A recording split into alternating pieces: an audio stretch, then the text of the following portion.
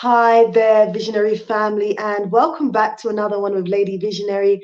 Hope you guys are doing absolutely amazing. If you're new to my channel, make sure you go ahead and smash that red subscribe button and become part of this growing family. We're on the way to 9,000k subscribers, I believe, on the way to 10k. So let's get there for my birthday, which is September the 18th.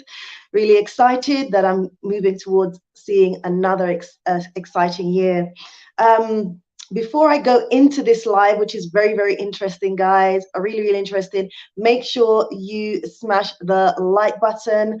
As you come in, make sure you smash the like button. I know many of you will be watching the replay, so just come in, and if you're new, just subscribe and smash the like button, and don't forget to turn on your post notification bell so you never get to miss a post. I don't know what's happening with my lighting here. I don't know what's happening with my lighting. Hopefully, guys, come in. I'm seeing you guys come in. Hopefully the lighting is going to be fine. Hello, hello, hello, wherever you are. Let me know as you come in where you are listening in from. I would really appreciate that. Let me know where you're listening in from. I'm live from Musanze, Rwanda, guys. I'm live from Rwanda. Please come in. Please get others to join as well. This is going to be an interesting conversation. I also want to send out the link to anyone who will be interested in, adding their 2 pence piece to this this live as well. So come in, and thank you guys so much. Before we get into the live, I do want to let you know that I launched my business. Some of you are new. I've had a lot of new subscribers. Some of you are new and you don't know that I recently, as of July of last year, launched my glamping site hotel in the northern region of Rwanda. Basically, it offers a farm to table concept. So many of you may have seen my farm. We have our own fresh milk, we have our goat, we have our chickens, we have our eggs, and so on and so forth. And we also plant a lot of fresh fruits and vegetables, which we're able to bring to the plate of our customers, and they love it. We offer also water activities. We also offer experiences where you can just come, relax, enjoy, meditate, and search for purpose. So if you're ever in Rwanda, ever visiting Rwanda, please do come out and visit us over in the northern region of Ghana. Ghana, I've got Ghana in my mind right now. Rwanda, oh my God, I've got Ghana in my mind. I was speaking about Ghana today as well to some friends of mine. But anyway, we're in the northern region of Rwanda. And yeah, please do check us out on Google, Twin Lakes Recreational Island. I'm seeing you guys come in. Please be interactive. This is going to be a great conversation. As you come in, smash the like button. As you come in, subscribe if you're new. As you come in, let me know where you're listening in from. Today, well, yesterday I took my hair out, so I've got my afro. I'm feeling very free, and I'm feeling very free and wonderful, guys. So let me know where you're listening in from. Please just come in and say hi. Say hi. Lady Visionary does not bite. And I know that you guys are being shy. We've got a couple of you guys in the building right now, so please make sure that you are interactive. And as I said, I will be sending out the link.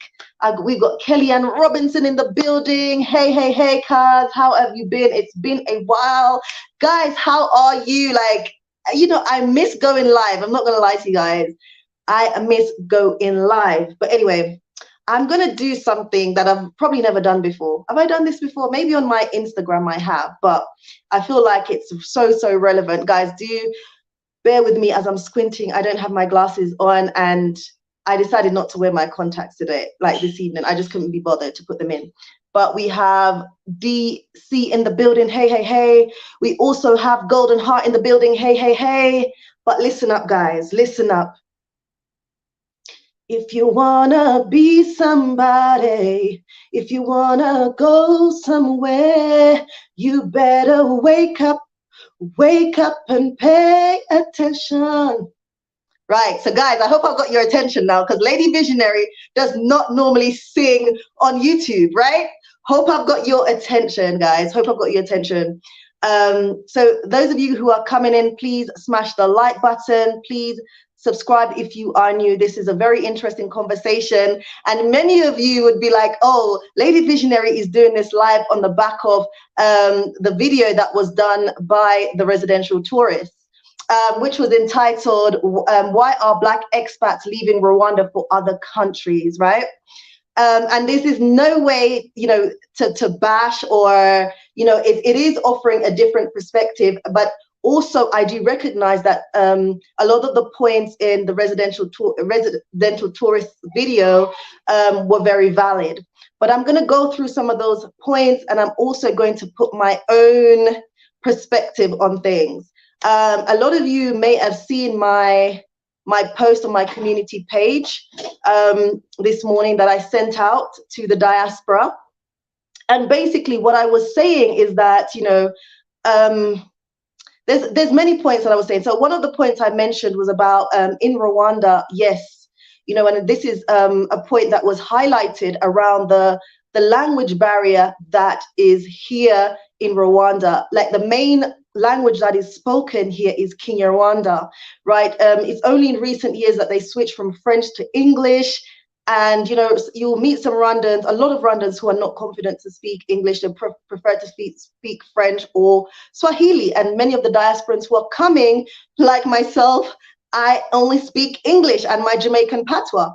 So it can be difficult, obviously, to connect through the language barrier, and relocating here, it can also be frustrating. But on the upside of that, this gives you an opportunity to learn a new language, and you have to be willing. And I've spoken about this on my channels several times that, there is a language barrier because the language here, the main language spoken in Rwanda is Kinyarwanda.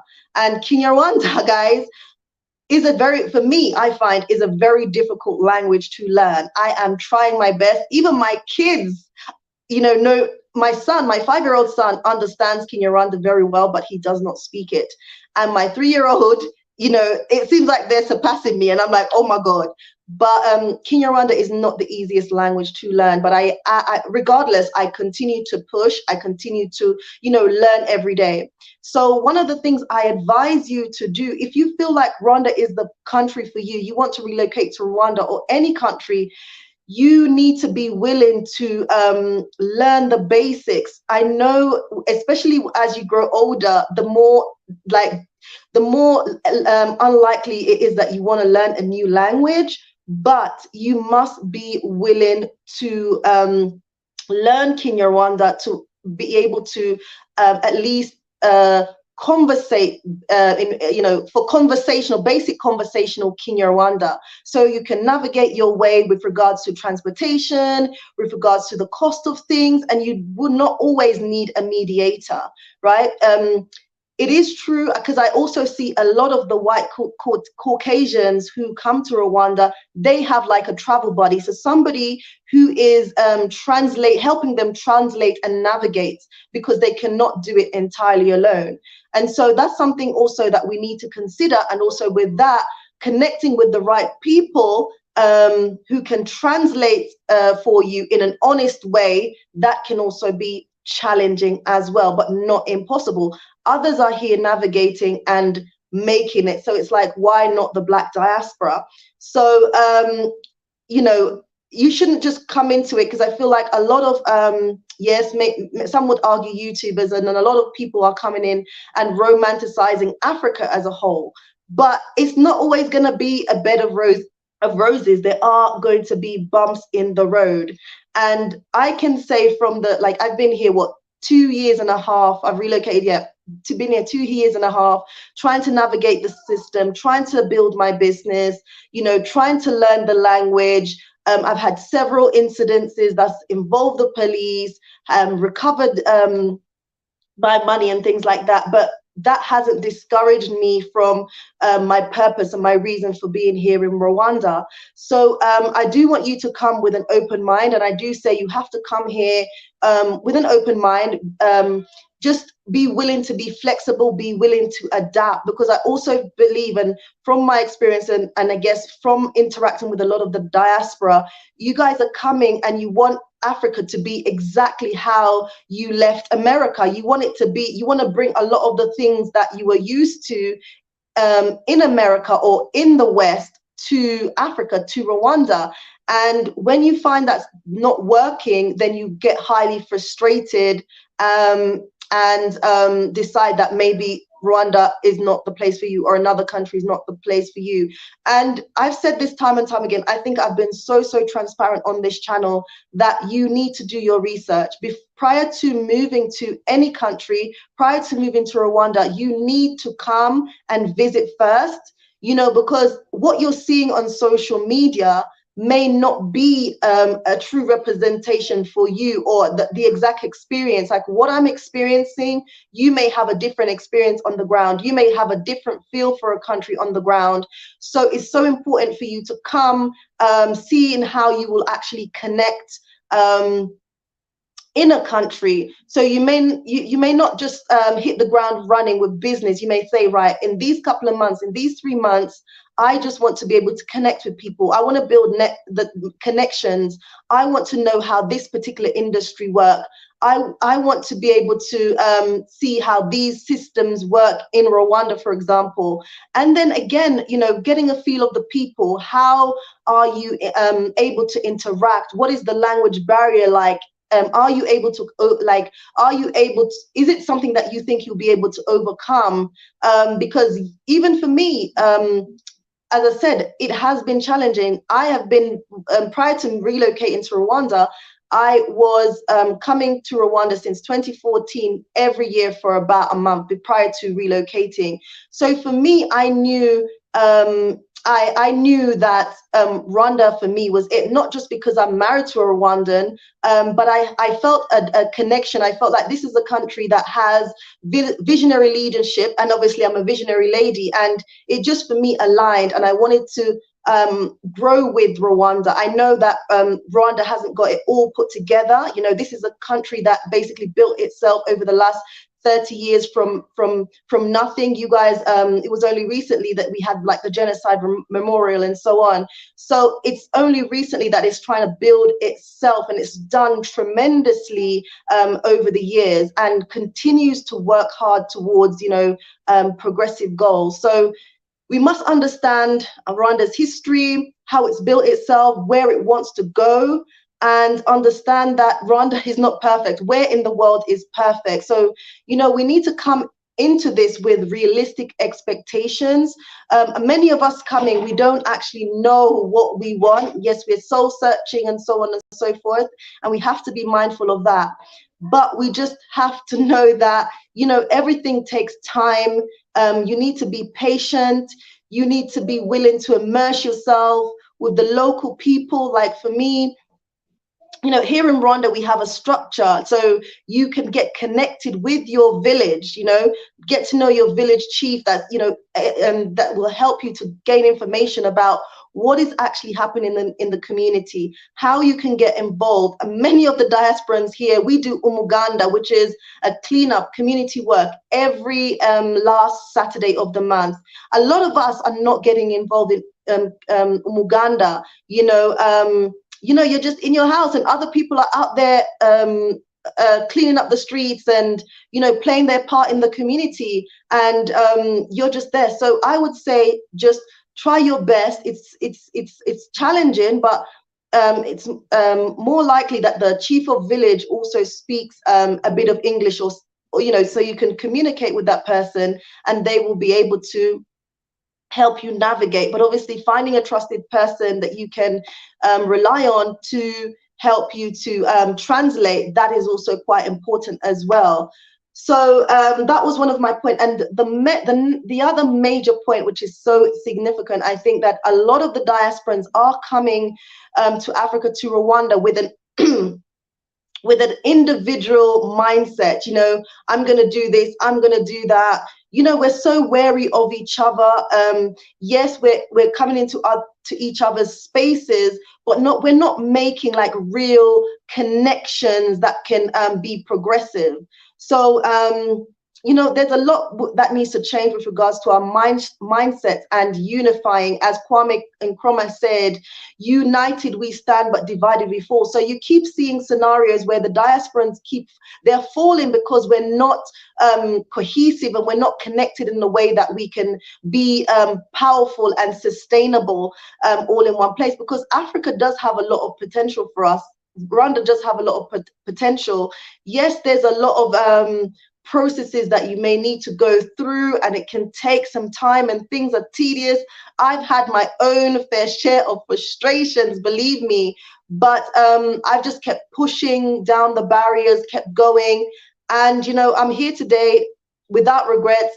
I was able to launch my company. You know, it's a new company. We're continuing to push and push and push and strive, and things are looking good for the near future. So you know, you have to have that mindset of, you know what, I can't give up, because guys, everywhere we go in this world, there will be challenges. But us as the diaspora, with the whole exodus and the whole movement, we've said, you know what, you know, we've experienced so much in the West, we've experienced so much in America. You know, those of you who are coming from America, you've experienced so much. You know, I think the scenario with George Floyd, where he was killed like mercilessly in the streets, that was something that ticked a lot of people off. You know, the fact that they're killing Black people in America left, right, and center.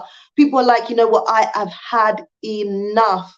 I have had enough. You know, let me go back to my roots. Let me go back to the motherland. Let me make a contribution.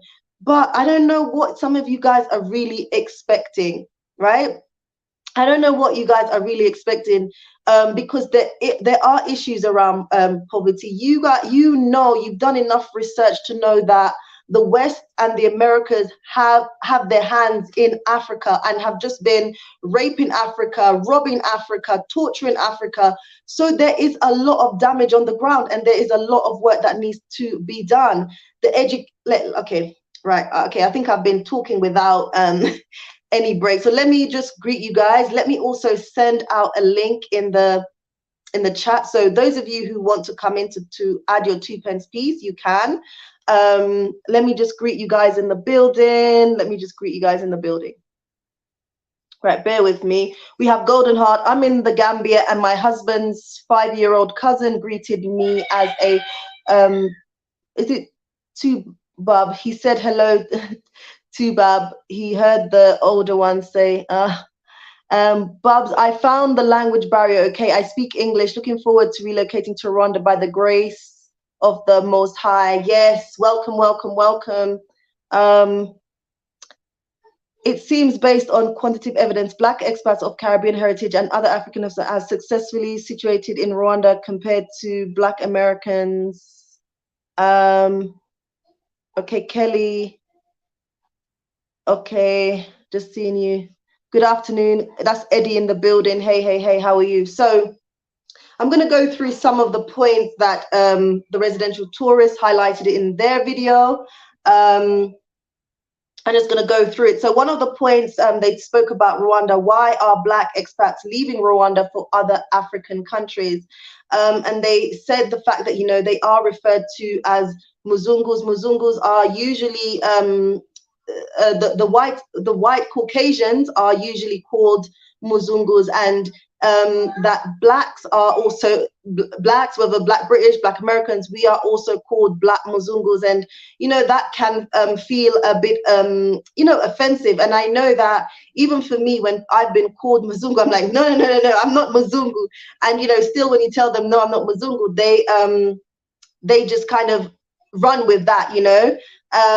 But what we have to also understand is that when for them, when they call us Muzungu, for them, in a lot of their minds, yes, they do look at us like we're coming from a place where there is a lot of, you know, you have a lot of money. So even coming and telling them, well, no, I don't have money, or the way you're perceiving me is wrong, they don't understand that. And I'll tell you why. Because the West and America has done a tremendous job in terms of portraying themselves as the land of gold and honey.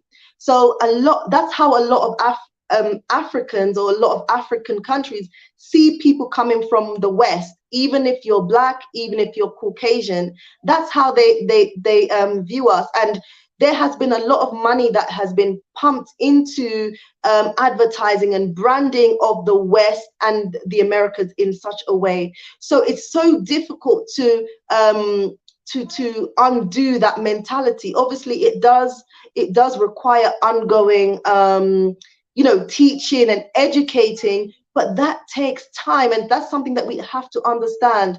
This has been years of branding and making the Europe and the Americas look like that's where the gold is coming from, when the reality is that the gold, all of that, is coming from Africa. All the beauty and what has been built in these countries are coming from Africa, but that's not how it is shown to Africans, right? And that has been, as I said, years and years and years and years and years of brainwashing. It has stuck to their brain. And yes, they believe that us coming from the West, again, Black or white, you have money, you are a Black Muzungu. So, you have to understand it from that point of view. I'm not saying, oh, it's okay, because as I said, I myself have told people, no, don't call me Muzungu. I'm not a Muzungu. I've even turned around and said, no, you Muzungu. And they laugh, So it's coming from a place of lack of understanding, right? Rather than being insulting. So I just want to put that out there as well. And something that was also mentioned is about I guess the begging. If someone comes up to you in the street of Rwanda and they say, oh, I want money, or I want something, and you say, no, I don't have it, and then they may just ask again. But I can also tell you that the begging culture is something that is discouraged by the government. Rwanda looks a lot different now in terms of begging in comparison when I first got here in 2014. The people would be on the streets begging, and I know that still is there, but it's a lot different now in that the government has put a lot of effort into minimizing begging, but obviously people still do it, and it's actually not allowed. And even like selling on the streets, you go to some African countries and people are selling everywhere on the streets. That is something that you do not see in Rwanda, because the government has a policy where people cannot like sell openly on the streets. People cannot just come up to you and, but again, people are breaking that policy, and, if found, they can be arrested, but people do it. So what they do is like they have obviously commercial spaces where people can group together, and instead of being on the streets, they can be in a commercial building where they can all sell. But some people feel like, okay, it's easier for me to get money if I just go out and sell something on the streets. But they know if they see the police, they'll run, because they know that it's not allowed in Rwanda. And as I said, the government is discouraging begging on the streets. Even recently in one of Paul Kagami's talks, he said, why should we continue to be beggars? We need to position ourselves. We're able to do it. So he was instilling that in the people, that we can be better. Like, we shouldn't always be seen as beggars.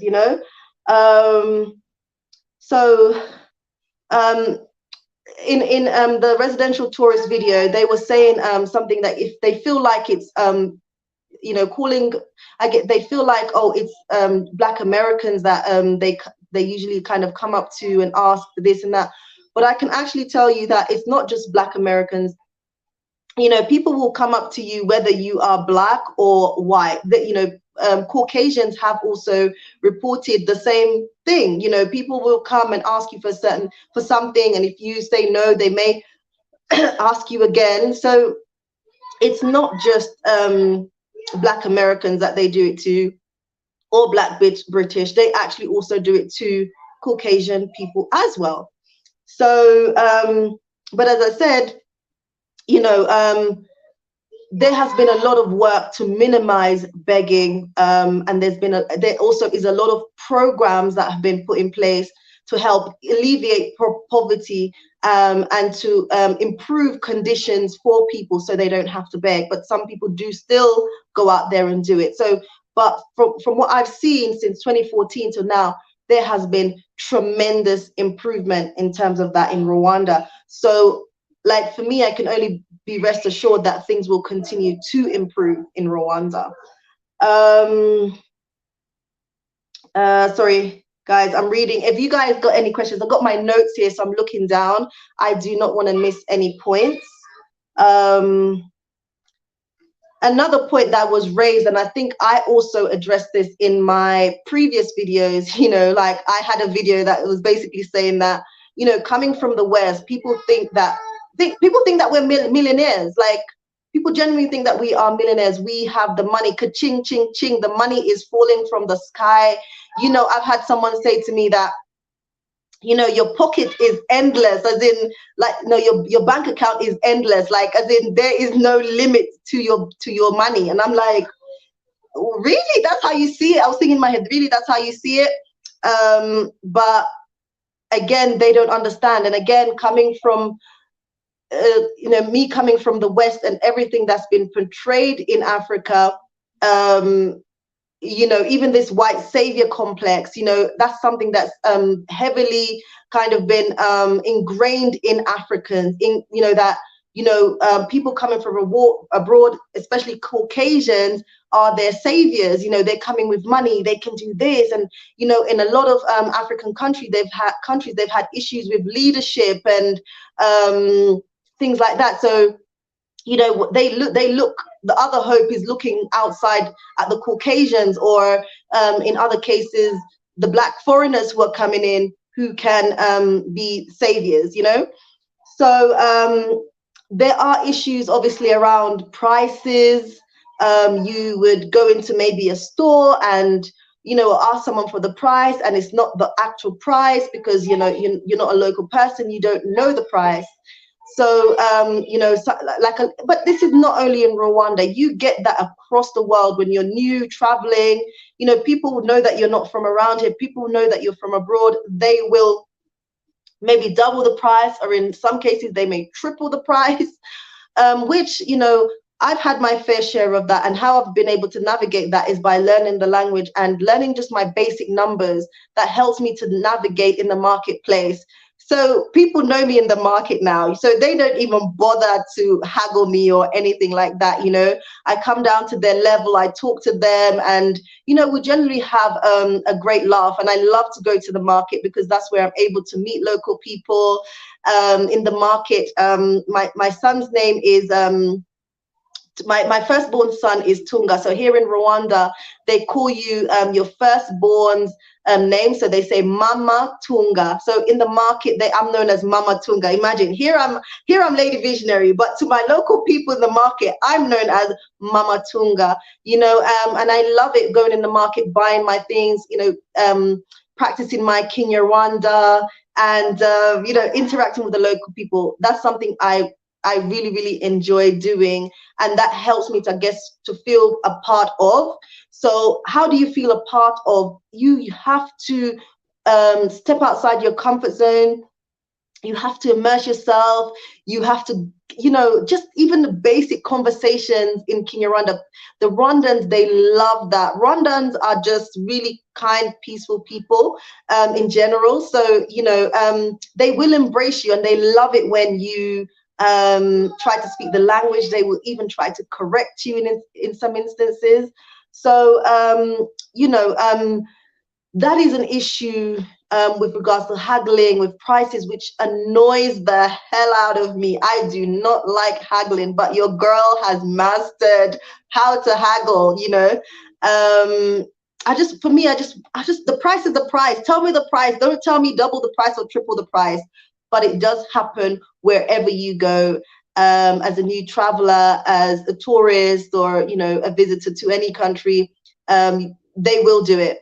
They will, even where I'm coming from, Jamaica, they will double the price. They will triple the price, you know, because, like, they're just thinking, well, on a daily, they make a small amount of earnings.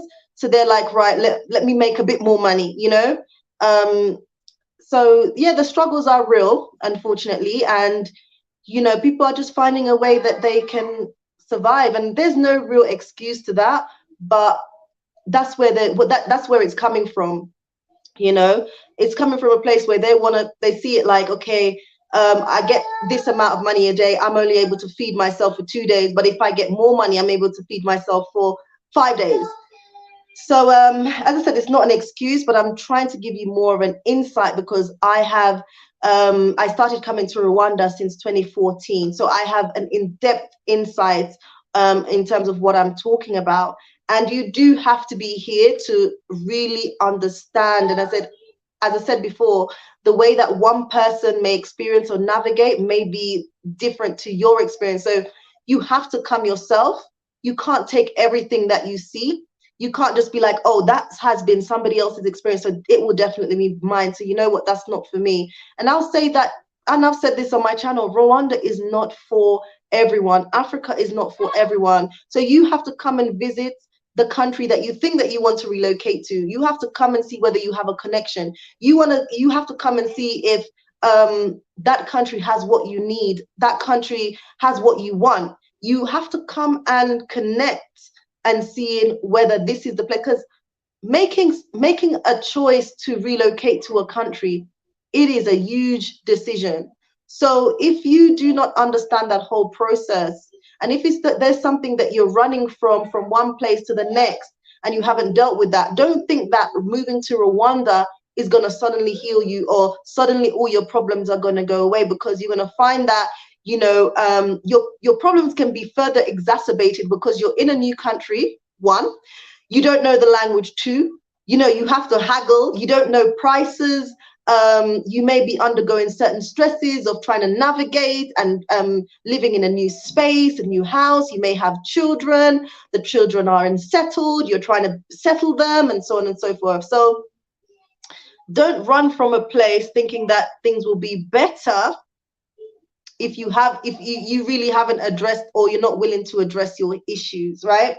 So that's an important point. But before I continue, let me see who's in the building. Please make sure you smash the like button, support your girl, Lady Visionary. Eddie Thorne is saying, on another YouTube channel, a Black American expat couple said after they visited Mombasa, Kenya, that they like the weather there better than the weather in Rwanda because they have health issues. So in that particular video, I saw that, they talked about the weather, and basically the weather in terms of, like, I guess, fumes. They're right. There are a lot of motors in Kigali. There are a lot of motors in Rwanda. So obviously with that, there will be also a lot of fumes. But I always say that, guys, because even in London has the pollution in London is it's so high, and it's caused a lot of respiratory problems for people. So with that, people have decided to move to different parts of the country where the air may be fresher, more clean, and so on and so forth. Personally, I don't have any problems when I'm in Kigali, and probably that's because I'm in and out. I don't know what it's like living there day in, day out. But I know that, as I said, there are other parts. And I also say to people, explore Rwanda. Rwanda is not just Kigali, you have the different parts of Rwanda, like even where I am, like Kigali tends to be, I feel like, a bit more humid, a bit more hot. But in the north where I am, it's like a lot cooler, right? So in some instances, you may need a fireplace because it's cooler. And I love the weather here because I feel like Kigali is just a bit, for me, too hot and humid. So, but then in the evenings, it does get a bit cooler. But in Musanze, the weather is completely different, So it may be that Kigali is not the best fit for you. Come and visit another part, such as Gisenyi or Musanze, or Lake Burera. Come and explore and see different parts and see where would fit best for you, because a lot of the diasporans are so kind of focused on Kigali. A lot of them, that's where they are. There's only like a handful of us in Musanze. There's only about 4 or 5 of us that's in Musanze right now. So a lot of people are sort of concentrated on Kigali, because I guess Kigali, you know, with the high-rise buildings and so on and so forth, I guess for them it kind of reminds them of the West or the Americas, so they kind of feel comfortable in that space. And as I said, people are coming with the mentality of like they want to bring America, they want to bring the UK, and what they're like, everything that they've been used to Rwanda. And and then they realize that actually those expectations are not realistic. This is Africa, and Africa is Africa. Europe is Europe. America is America. So, but it's not the end of the world. It's really not the end of the world. It's about adapting. It's about finding solutions. Like, okay, I'm gonna come. Yeah, this comes up back onto my next point. You may come here and you may find that there are a lot of things that are lacking. Even Rwandans will say like, oh, you know what? There are not enough things for kids to do. There's not enough activities. Once they've done those couple of activities, then it's like, okay, what next? I just look at that like, that is the perfect business solution. So some people will come and they'll be like, okay, they haven't done their research. They've decided to go into a particular venture of business and realizing that actually that's not going to work out. But they have seen opportunities where, okay, there's a lack of this, there's a lack of that, there's a lack of but because you've been so focused on, okay, when I come to Rwanda, I'm going to do this, and you don't, like, you have no proof that will work, but you have information because you can see that there are activities or there are things that are lacking that you could potentially create business solutions for, right? So when you come and you see a problem, that is a perfect business solution, that is a perfect business solution. So, okay, there are no ice skating rings here. Create an ice skating ring. There's no skateboarding parks. Create skateboarding parks. There are no film nights event. Create film nights events, because other Rwandans who have families are also saying that there are a lack of activities for children. Slowly and slowly it's improving, but here's your opportunity. Here's your business opportunity.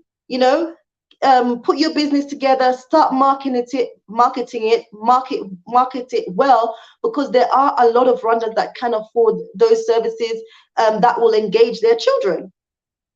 So, where there are problems, there are business solutions. So that in itself tells you like what you need to do. Okay, so NASA's in the building. Greetings, sister. Love the video you did on London. Thank you so much. That was quite fun. That was really fun. I enjoyed doing that video. It was outside my comfort zone, but I enjoyed doing that video. Rwandans have a great future. I'm a European-born Ethiopian millennial, spent months in Kigali and visited Nairobi, Zanzibar, and Addis. So yes, me too. I visited Nairobi. I visited Zanzibar, Tanzania. Dar es Salaam, was in Dar es Salaam, and I also visited Zanzibar. Loved Tanzania, specifically loved Zanzibar, because as a child, I grew up on the beach in Jamaica. So like being in Zanzibar on the beach just reminded me of my childhood, and I just had a fantastic time. I loved Tanzania, as I said, specifically Zanzibar, and I will be back. I really do want to visit Ethiopia one day. Like my husband has been saying, I want to take you to Ethiopia. I want you to see Ethiopia. So yeah, one day I will go. So if you have any questions, let me know, guys, in the comment section. Who do we have? Tony Africa. It's been a while. Mombo family, how are you? It's been a while. It's been a while. One of the other points raised is that there are limited earning potentials in Rwanda. I would say that I disagree with that point. But then you have to also understand that Rwanda is a population of only 13 million people. So the market is small, but we're in East Africa. So it's like, if you're coming to also do a business, I've also said to people, Rwanda may not have the market for the product that you are trying to sell or whatever, but we're in the Eastern African community, so maybe your business can expand to reach bigger populations within the Eastern African community, and that option is there. But there is a vast amount of opportunities. Again, I think that such a comment would be made because, again, I feel like, you know, together, if we put our money together, our ideas together, then we can really do something big. You know, it's when we're really trying to do things on our own that we tend to struggle. And yeah, it can be challenging earning money in Rwanda. But again, I think that if you come with a strategy, if you come with a plan, and if you come not with that individual mindset, and you know, you're willing to work with people, because as I said, the Black diaspora, we're so skeptical of each other. We're very afraid of each other, that, oh my God, that person may be trying to rob me or scam me or this or that. You know, we're very we have that heightened awareness of each other that doesn't allow us to connect, truly connect, and build, you know. And then that's the honest truth of what I'm seeing here on the ground. So yeah, DC, no big deal. Okay, no big deal. There have been these coming living in different countries: Gambia, Ghana, Tanzania. Many people relocate without having done a proper study of the country or region. Yes, we're not only seeing that in Rwanda. Yes, you made a very valid point. We're seeing that in Ghana. We're seeing that. I know I've seen people gone to Ghana, leave Ghana. You know, people like that didn't know that in Africa, you know, you can see animals crossing the road. They're like, oh my God, what's this? You know, like, come on, guys. Like, what planet have you been living on? Like, I cross the road with cows every day. Like, what? Like, you know, and I understand that it can be a big cultural shock for people who have never also visited Africa before. It is a big cultural shock. Where in America you seeing cows cross the road, goats cross the road, chickens just crossing the road. Like, it's a totally different way of life. In Africa, you will see a bicycle taxi transporting a whole house, you know, beds, sofas, baby cots, mattresses on a bicycle. You know, like, what? Where in America you seeing that? So of course, there's going to be that culture shock. But I mean, you have the internet. So, you know, you are going to be seeing a lot of things through the internet. You have Wadamaya's channel and so many other channels that shows you the weird and wonderful. So it's like, guys, you know, you shouldn't be so shocked, because you will see a goat crossing the road, a couple goats crossing the road, a couple cows crossing the road. Or, you know, you may have that road, not in Kigali, but here in Musanze, you'll find that, you will see that. You will go someplace and you know, you're driving and you have to stop because the cow is crossing the road. Anyway, guys, make sure you smash the like button. All right, someone is asking me, are you a physiotherapist? Yes, I am a physiotherapist. And I just want to talk about this because there was a point about, you know, people coming to Rwanda, professional people, and coming with credentials and having to go through like, having to go through these processes and so on and so forth. What I can say is that when I came to Rwanda back in, I got married here in 2016, right? I got married in Rwanda. My husband is Rwandan, for those of you guys who don't know. Yeah, Rwandan, married to a Jamaican. I'm Jamaican, born, but African by blood. Anyway, so when I was here back in 2016, I am registered, I registered with the Rwanda Health Professions Council as a physiotherapist, right? There are people coming thinking like, oh, this is Africa, so I should just be able to, you know, do whatever I want. No, you in Rwanda, you have to go. There are processes and policies that you have to go through, right? And even though you are a professional person, you have to bring your credentials. You know, you have to prove yourself who you are, because, and I think Rwanda, I don't think, but I know Rwanda has tightened the policy because there have been a lot of like medical fraud. So people posing as professionals or having certain degrees that they have not studied for or do not qualify for. So Rwanda was finding that area challenging. So they tightened the process by which people can be registered. They want to see some in-depth credentials. You can't just turn up and then be given your license. No, it doesn't work like that. So I know from speaking to other professionals, other Rwandans, that Rwanda has tightened their processes in healthcare, because there were a lot of fake doctors out here, right? There was a lot of people doing, you know, fraudulent degrees and so on and so forth. And Rwanda is tighten up a lot of like slack, you know. Imagine, and we know that this is not new. We've seen this in America, where people have been practicing on fake credentials. We've seen it in the UK, where people have been practicing on fake credentials. So Rwanda is cracking down on that. There is a process that you have to go through. And if you are legit, and if you want to do the right thing, and you want to you really want to utilize your skills, then you will have to go through that process. So I know sometimes people are like, you know, oh, they have to go through this process, and they have to provide this, and they have to provide that, and this and this and this and that. But nothing in life comes easy. We're not exempt because we're coming from the Americas. We're not exempt because we're coming from Europe.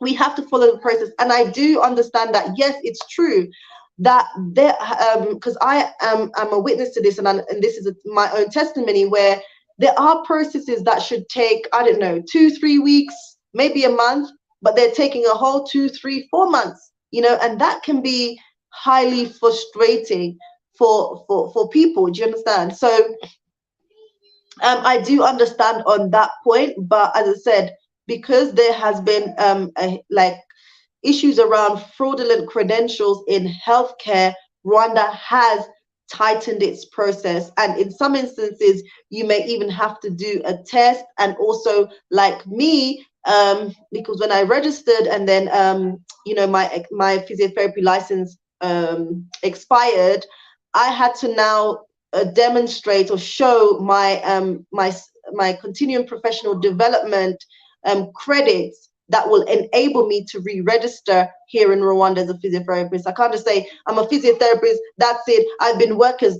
you know, I've been a physiotherapist. I've been you know, working for over 10 years in the UK. I cannot just do that. They want to see my credits. Okay, you've been practicing, but can we see some updated credits? Can we see? So you have to do the exams, you have to do the reading, and you have to do the exams, and that's basically exactly what I did. But I know when I was going through, I was like, oh my God, reading, doing the exams. I was like, oh God, but I had to get through, because that is a requirement of Rwanda. And if I want to re-register as a physiotherapist, to be able to practice in Rwanda. So anyway, your question, Laura, are you a physiotherapist? Yes, I am a physiotherapist.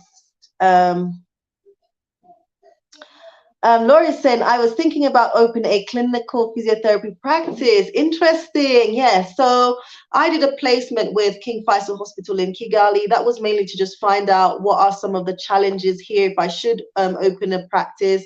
What would be some of the barriers? What are the things that are needed? What are lacking? And how I could provide something that would be beneficial to the Rwandan people. So physiotherapy in Africa in general is something that's very much needed. So yeah, I'd say go for it. And I'd say watch this space, because your physiotherapist is back. Yes, I'm back, guys. I am back, but I'll tell you more. Not in this video, I'll tell you more, but yeah. So that was a point. Excuse me, guys. And I also wanted to say around the people need to understand that this is a different economy from, say, Europe or from the Americas. Like the salaries are a lot lower, right? For teachers, for people working in the medical field, etc. So like me, for example, like I wouldn't choose to work for a medical facility here, because the pay and what they're used to is different to what I'm used to. So I would open up my own facility, right? And I will open up my own facility, right? So you can't expect to be getting America, the type of salaries that you would get in the Americas, or the UK. Do you understand? It's totally different. Like the pay difference is highly significant. So there's no way you can come with that mindset of like, oh, I'll find a job on this salary or even half the salary that you were getting in the Americas. Like the pay scales are totally different here. And the type of living that a lot of you want to be living, the pay would not fund that lifestyle. Okay. So Andy G is in the building. Hey, hey, hey, hey, blessed everyone. So another thing that was spoke about is home-based business not being recognized in Rwanda. And I can say that is true. Some years ago, people were able to use their homes for home-based businesses. However, God, I forgot what year it was.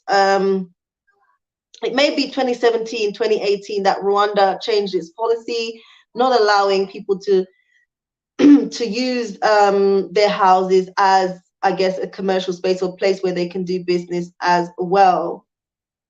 People still kind of do it here and there, but they encourage people to go into like the commercial buildings, because what is happening, I guess, still is that all these commercial spaces like were being built, and a significant percentage of them were being unoccupied, and obviously that was also having an impact on the economy and so on. So what they tried to do to tackle that issue is they sent letters to people who had home-based businesses telling them they had a certain time in which they had to move into those commercial spaces.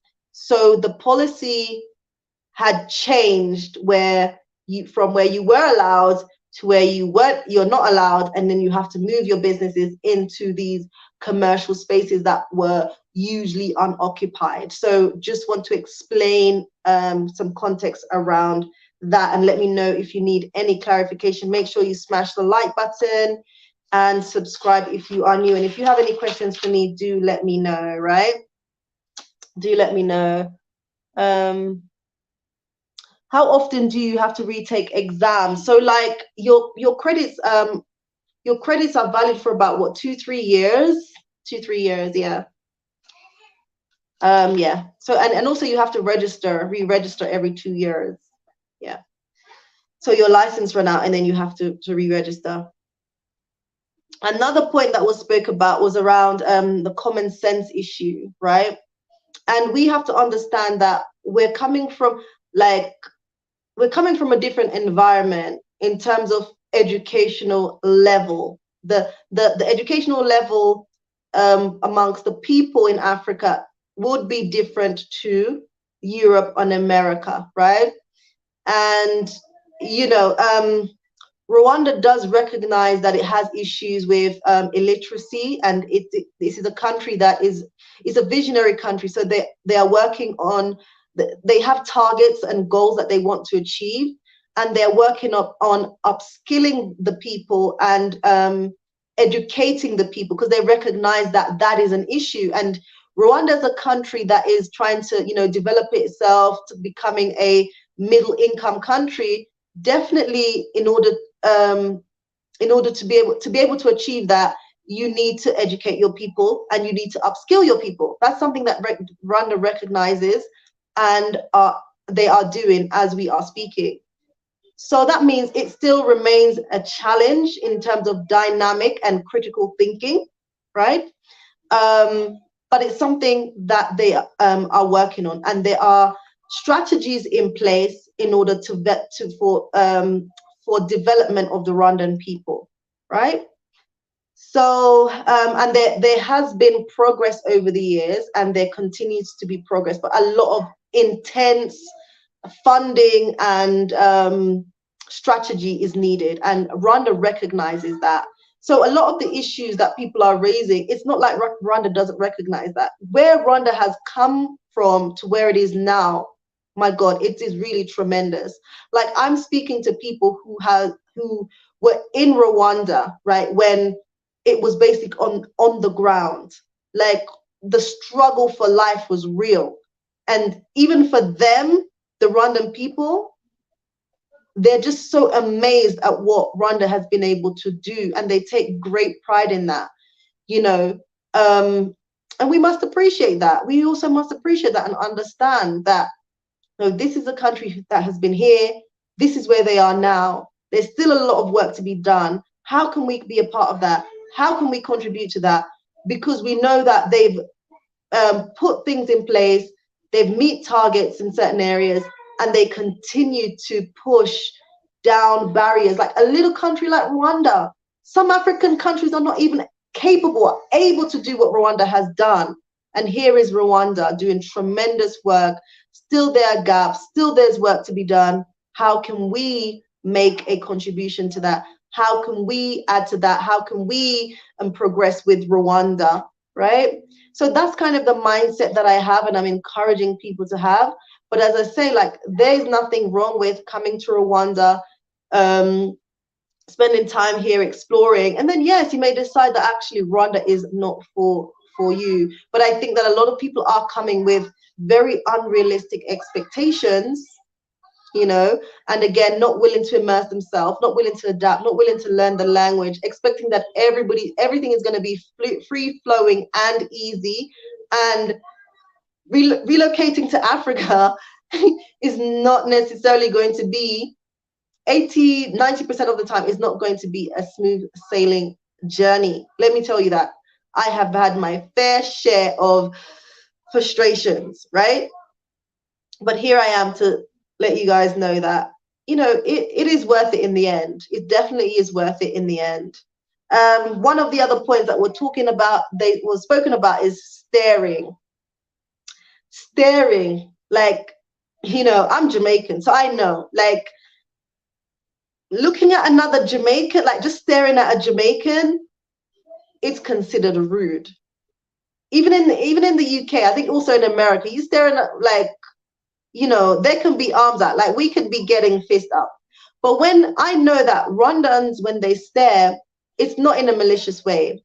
They're just like kind of curious. There's nothing that they mean. They're just curious. They're just literally curious. But what I do to kind of like counteract that, I would stare back.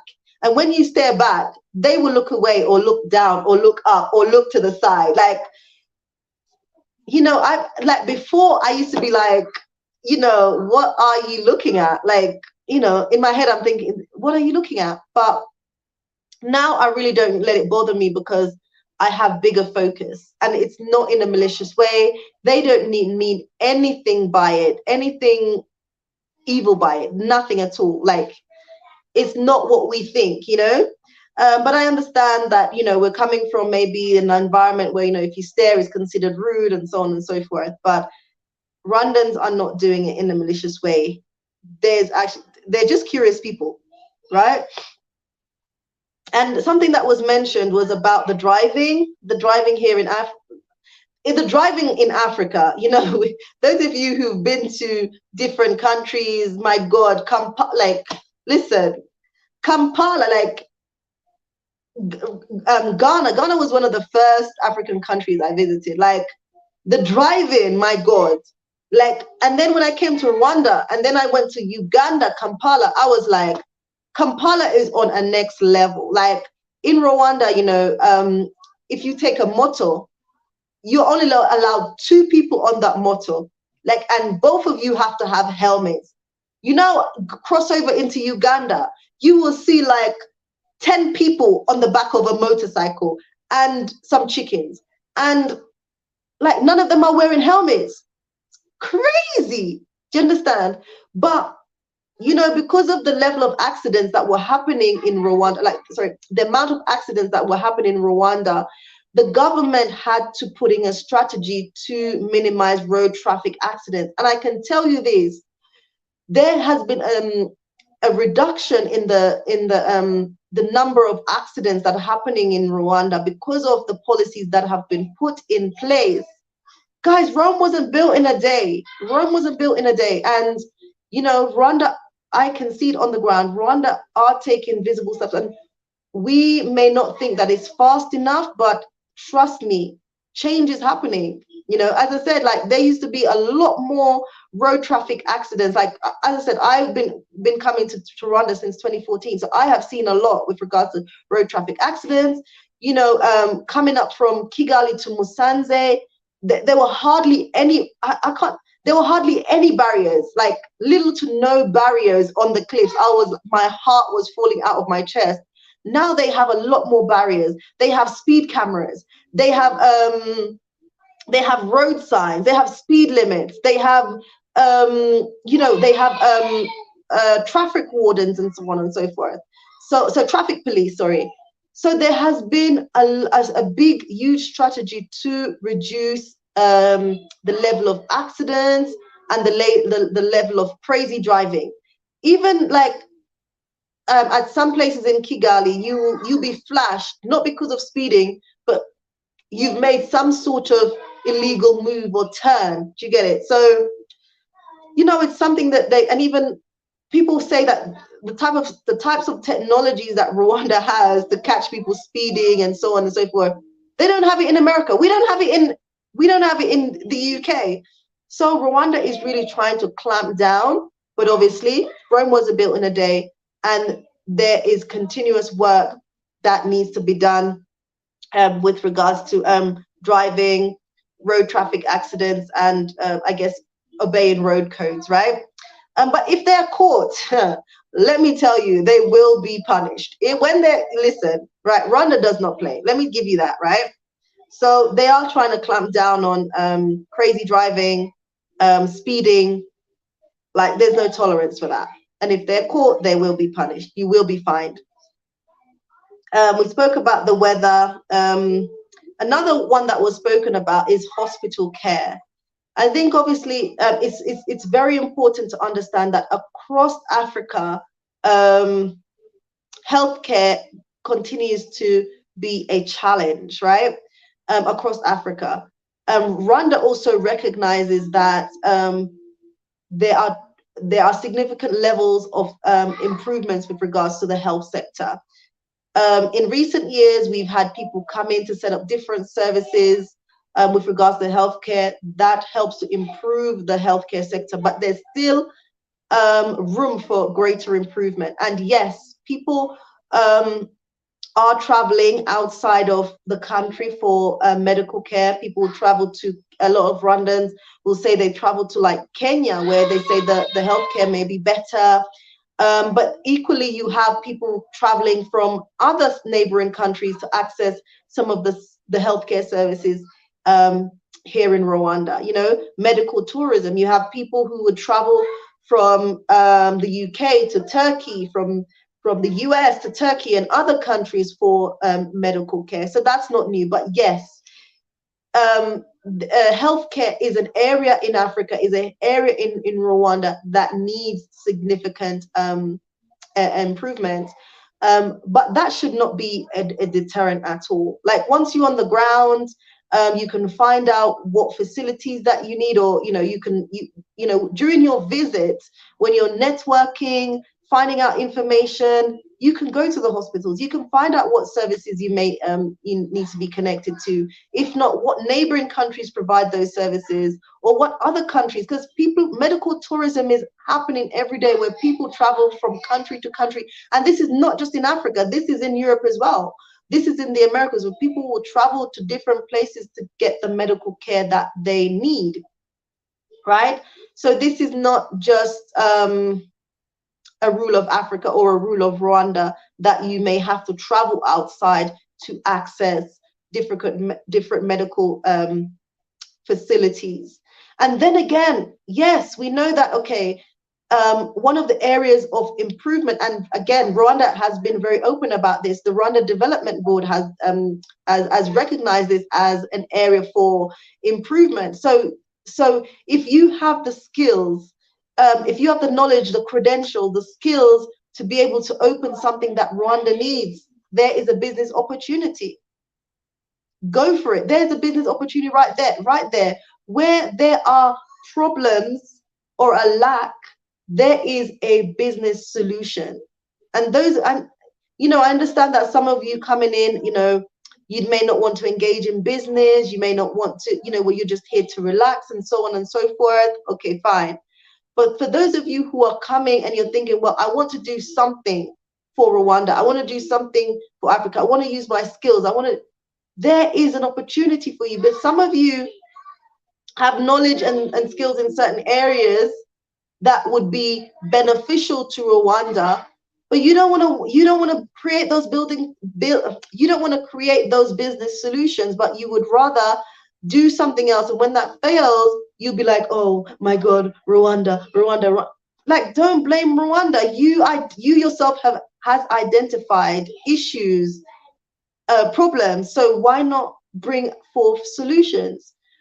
So guys, that's me. I know I've been rabbiting on, but I'm here for your questions. I felt like I just had to respond to that. And there's no means like bashing. As I said, the residential tourists did highlight a lot of significant points, but I also feel like a lot of the reasons why diasporans are leaving, and it's not just Rwanda, they leave other countries because they're not coming with an open mind. They're unrealistic. They haven't done enough research.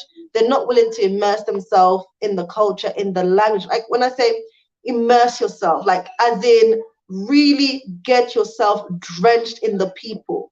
Like haggling and overpricing is not new to Africa. It's not new to Rwanda.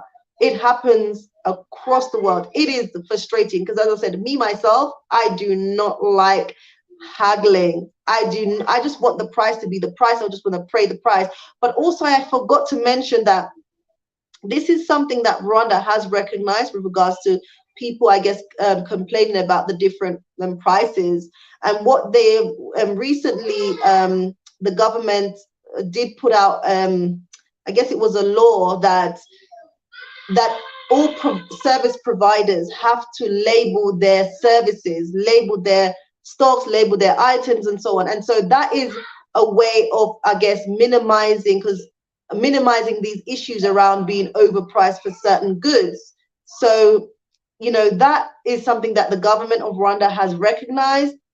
And recently, I did see something published. This was like a month ago, and I've started to see more service providers label their products, right? And I love that. I love being able to go into a store and seeing that everything is bam, bam, bam, bam, bam. So, as I said, Rwanda, like Rome wasn't built in a day, and Rwanda, the issues that have been highlighted or being highlighted is things that the government, a lot of the things is what the government is working to improve in Rwanda for it to be a better environment for visitors, for investors, and so on. So you can be rest assured that things will get better, but you have to be patient. You have to, know that this is Africa. It's not America. It's not Europe, So there has to be a shift in the mentality, and a lot of diasporans are coming, unfortunately, with the wrong mindset, and that mindset is not sustainable, and unfortunately, it will not last in Africa. So that's why many diasporans will end up leaving Rwanda, but not just Rwanda, many other African countries too. There you have it, guys. Any questions? Make sure you send them out in the comment section. Let me send out this link to see who wants to add anything to the conversation. And sorry, I'm squinting there. Let's see, because I've just been speaking to the audience, and I don't know if people had anything to add. You don't have to put your video on. Please make sure you smash the like button if you're liking the conversation. Support your girl with a super chat. I'm here doing big things in Rwanda, and I need your support, guys. So do make sure you support if you're loving the work that I'm doing and you want to make a contribution to what I'm doing as well. So, okay, who we got in the building? Hold on. Let me see. Andy G is in the building. Hold on, guys. Before I let you in, I know you're in the back. Zena is saying, the staring topic. Hey, people need to chill. Every culture has something others find annoying or offensive. The loudness, eating anywhere, yes, anytime can look odd to the local, but they don't complain. Andy's saying healthcare in Rwanda is very affordable compared to the West. It is very affordable, but I think one of the issues is about, a lack. So where there's a lack, there is a business opportunity, right? As I said previously. Colette is in the building. Hey, regarding healthcare, I think when referring to the US, there are a lot of generalization made. There are a lot of places in the US where people have to travel for hours to secure any medical care. Yes, like I mentioned earlier, Mohammed is in the building. Is it Kuya is in the building. Well said, Lady Visionary. Okay, who do we have in the building in the back? Okay. Hello, hello, hello, and welcome to the conversation. How are you? Hi, Lady Visionary. I'm doing great, and you look amazing. I love your hair. Oh, thank you. Thank you. You're doing a great job, and you did a great job responding to this. Thank And I you. also want to know if you can one day give us an update on your hotel. That would be really nice.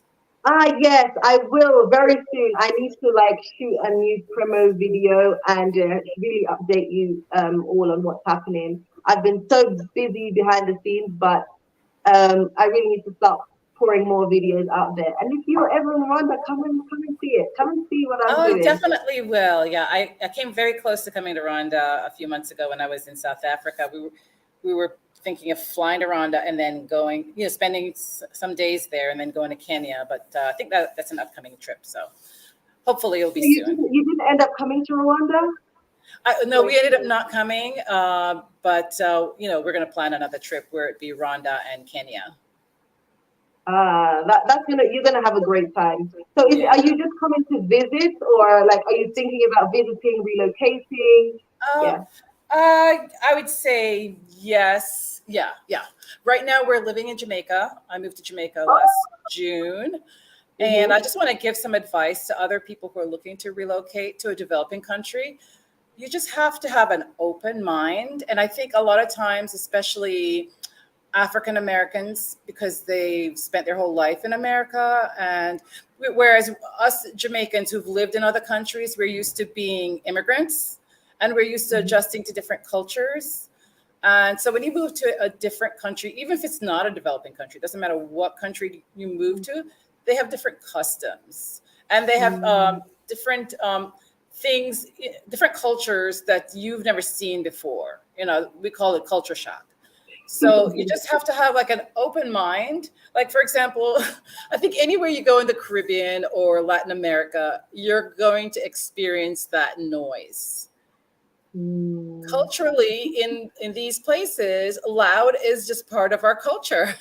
I'm living here in Jamaica and it's like so loud. You can expect to have sometimes music really loud all Birthday night. parties. Yes. It's just part of it. And I expected it, but like I said, I'm Jamaican. So but when I was living in New York, a lot of my neighbors were from Latin America, and they were just as loud, or maybe louder than the Jamaicans.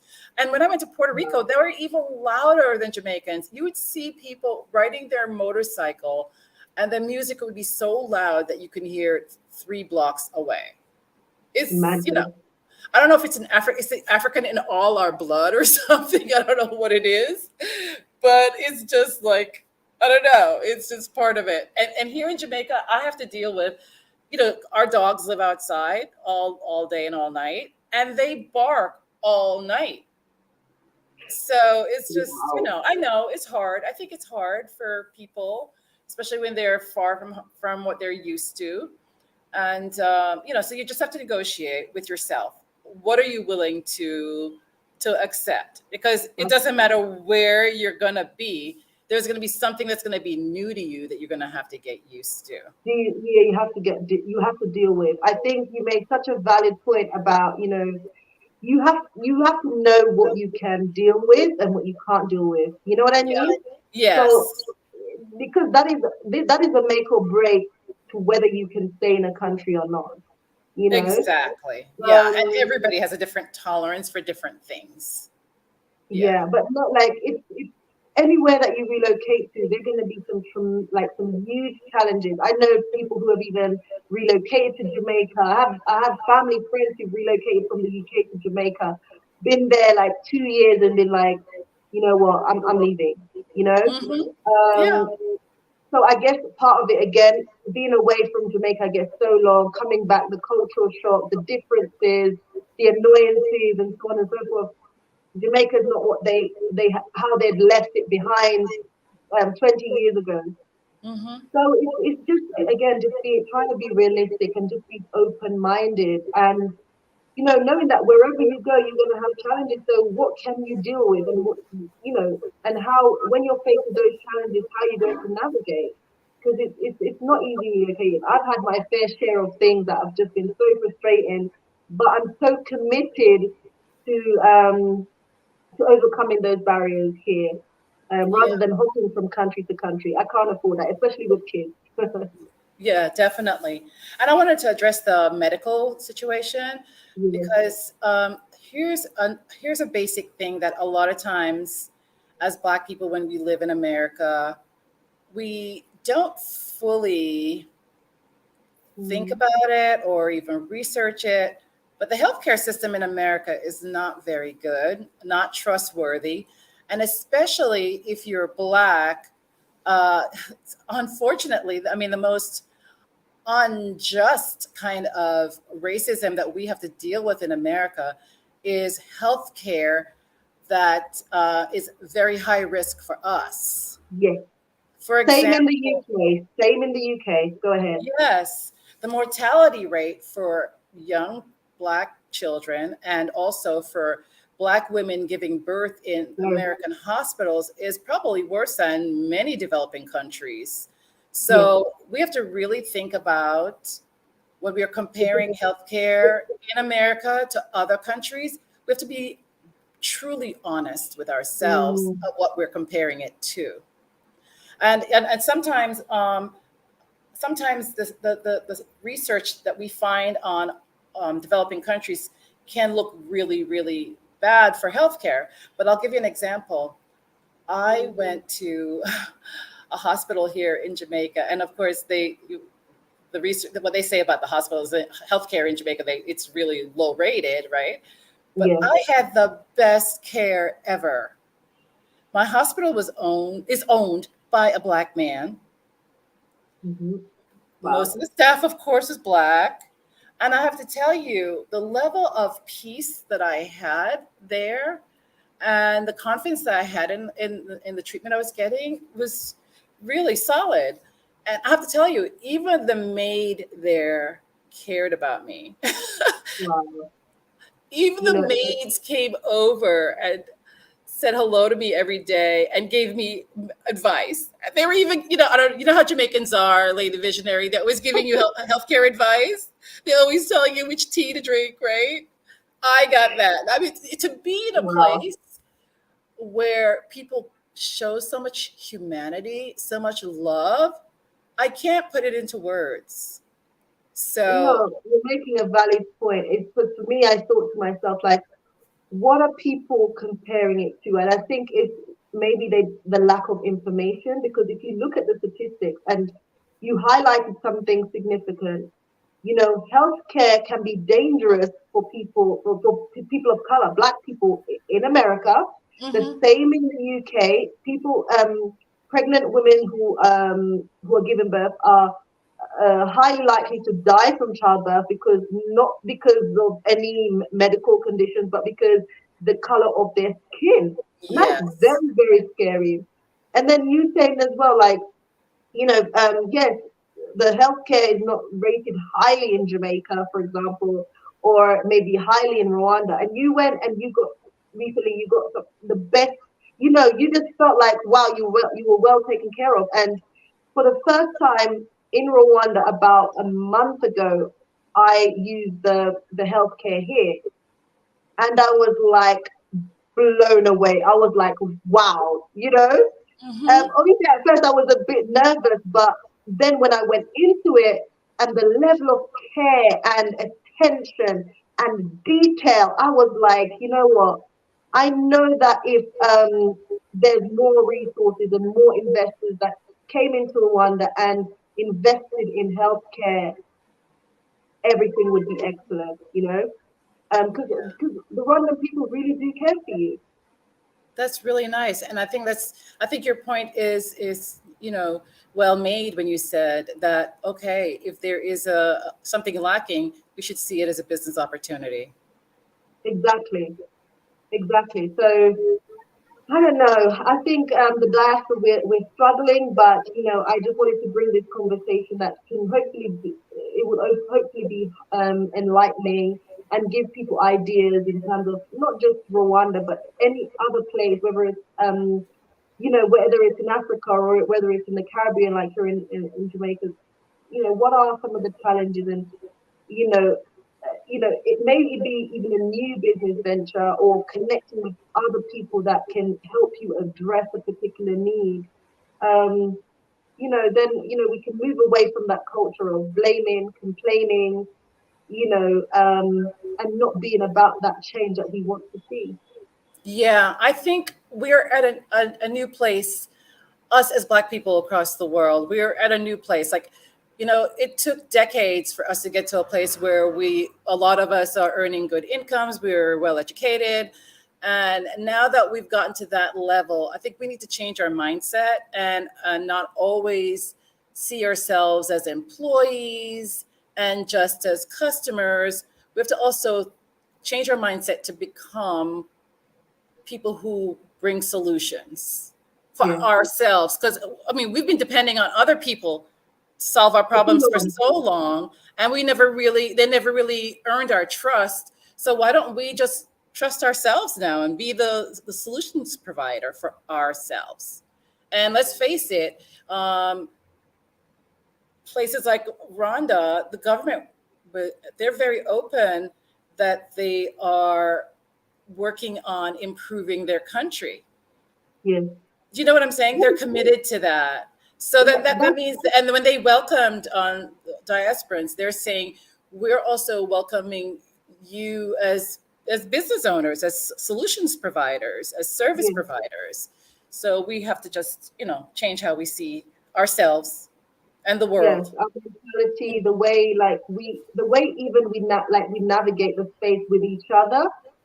In terms of like, there's a lack of, obviously, I spoke about lack of unity, lack of trust. Um, Mhm. it's a real issue. So we also have Natasha in the building. Let's invite her in to be a part of the conversation. Hey, hey, hey, how are you? I'm good. How are you? Can you hear me? Yes, I can hear you clearly. How are Okay. you? I Where am are good. you? I am in New Jersey. I had to come back to the US for a lot earlier than I anticipated, but I fly back out in June.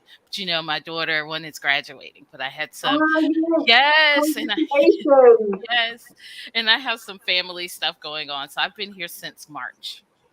Wow. So Hmm. you'll be back soon to Yes. your one because I know you love Rwanda.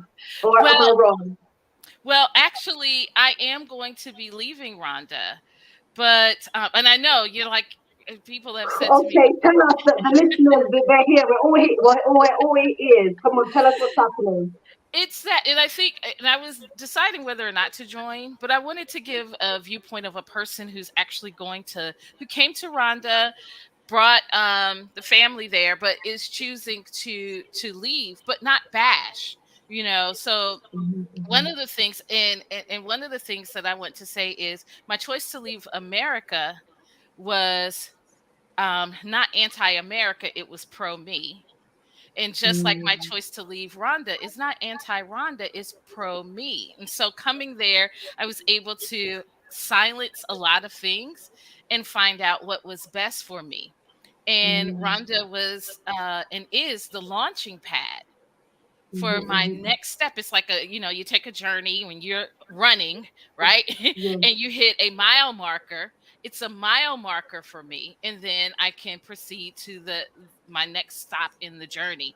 So I think sometimes we can take things as, oh, you're anti or you're against someone if someone makes a transition or a move. And Yes, it's yes. never that.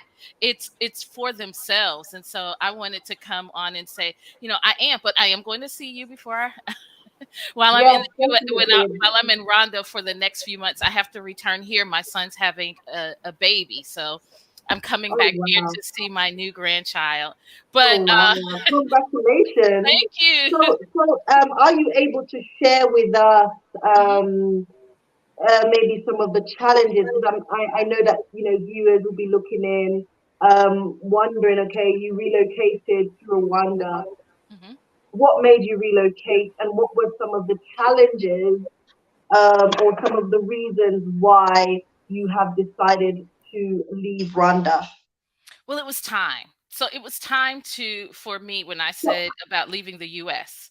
It was time Yes. for me to leave the US long time ago. So I'll be 50 in a couple of weeks. So when I'm saying when I was 15, it's a lot of years, right? And so but I had the notion when I was 15 that I would live in Africa, but I thought it was impossible, you know. And as Mm, time moved on, having children, career, all of that, I was in a place where I still thought that it was not possible for me, but I mm, knew that the US wasn't home for me. Meaning, yes, place where I was born, reared, all of that. But my soul, my heart was somewhere else, and it was in the continent of Africa. And so, mhm, you know, um, spiritually, I was led to Rwanda, and I am very much a very spiritual, not necessarily religious, but a very spiritual person. And so I mhm, go where I'm guided, divinely guided to go, and things shaped and moved for me to go there. And all of the things that I knew or I had come to know about Rhonda let me know it would be a great place to reset. So mhm, um the welcoming spirit, the people of Rhonda are very welcoming, especially those that have crossed my path. And I'm so thankful that I have been protected and guarded from anyone who may not be welcoming. You know, mm, being able to have, I look at the get up and go. So, you know, I had my one of the people that work at my home, they were moving, and so I said, "Hey, here's a bed." And someone came with the bike, like you said, the bicycle, and moved the entire bed. I was like, okay, well, we can get a truck. Well, I don't need a truck. And so the person came up the mountain, because I live on a mountain, I don't live down. And so they came up with the mountain and loaded the entire bed frame, everything, mattress, loaded it all on the bike. We were using one of the straps to do a jump rope competition in the garage, like we were doing all of that stuff. He goes, I need that. And it was just the ingenuity of the people. So there are times where people do come and they ask for things, and what I wanted to do was shift that. So when someone comes to me and they'll knock on your door, right? And at first I was like, well, I should answer everyone and give, but I had to change my own thinking and go, mm, okay, stop, and then give a proposition. So I said, I'm going to give this to you. And I would send the person that cooks in my home. She's not my cook. She cooks in my home. You have to do the language, because her entire being isn't my cook. She's a person that cooks in my home so I can work, mhm, because I work long hours. And so I said, go with them to the market and have them get extra. And so they got extra. I said, because they can't knock on my door anymore. So they bought mm, fruit, extra fruit, to sell it. So then they could have the money to reinvest. Like my son used to sell candy in middle school, and then yes. he would invest back in and sell candy after school.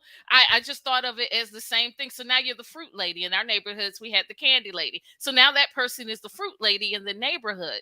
And so to reinvest. And so though and if given the opportunity, what I've seen is that most Rondans will find a way to make it work. It's just having the opportunity. And so what Yes. I've tried to do is grant opportunities. I don't talk a lot about it. I just do it. When they say don't talk about it, be about it, I would Yes. just do.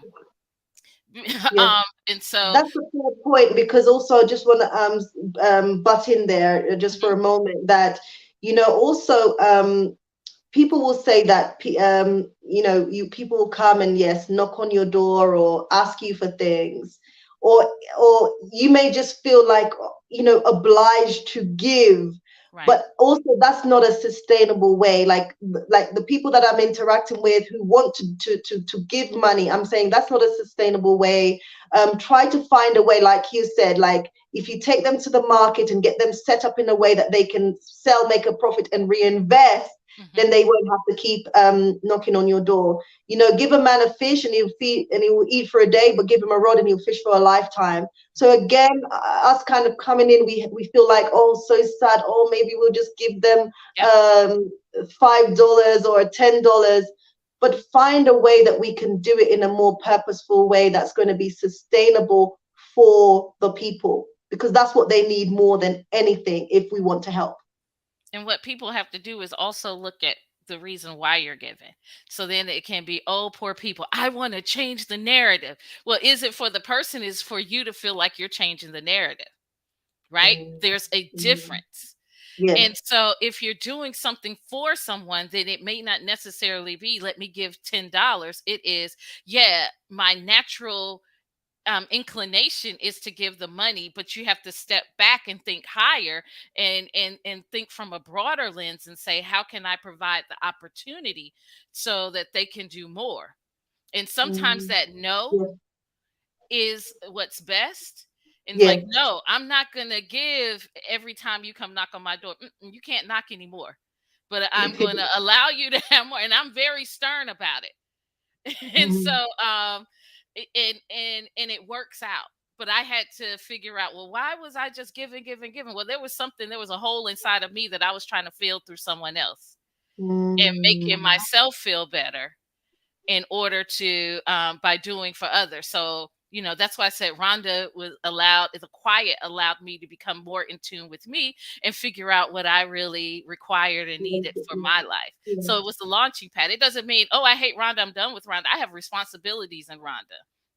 And so, Mm. and I plan to carry out those responsibilities.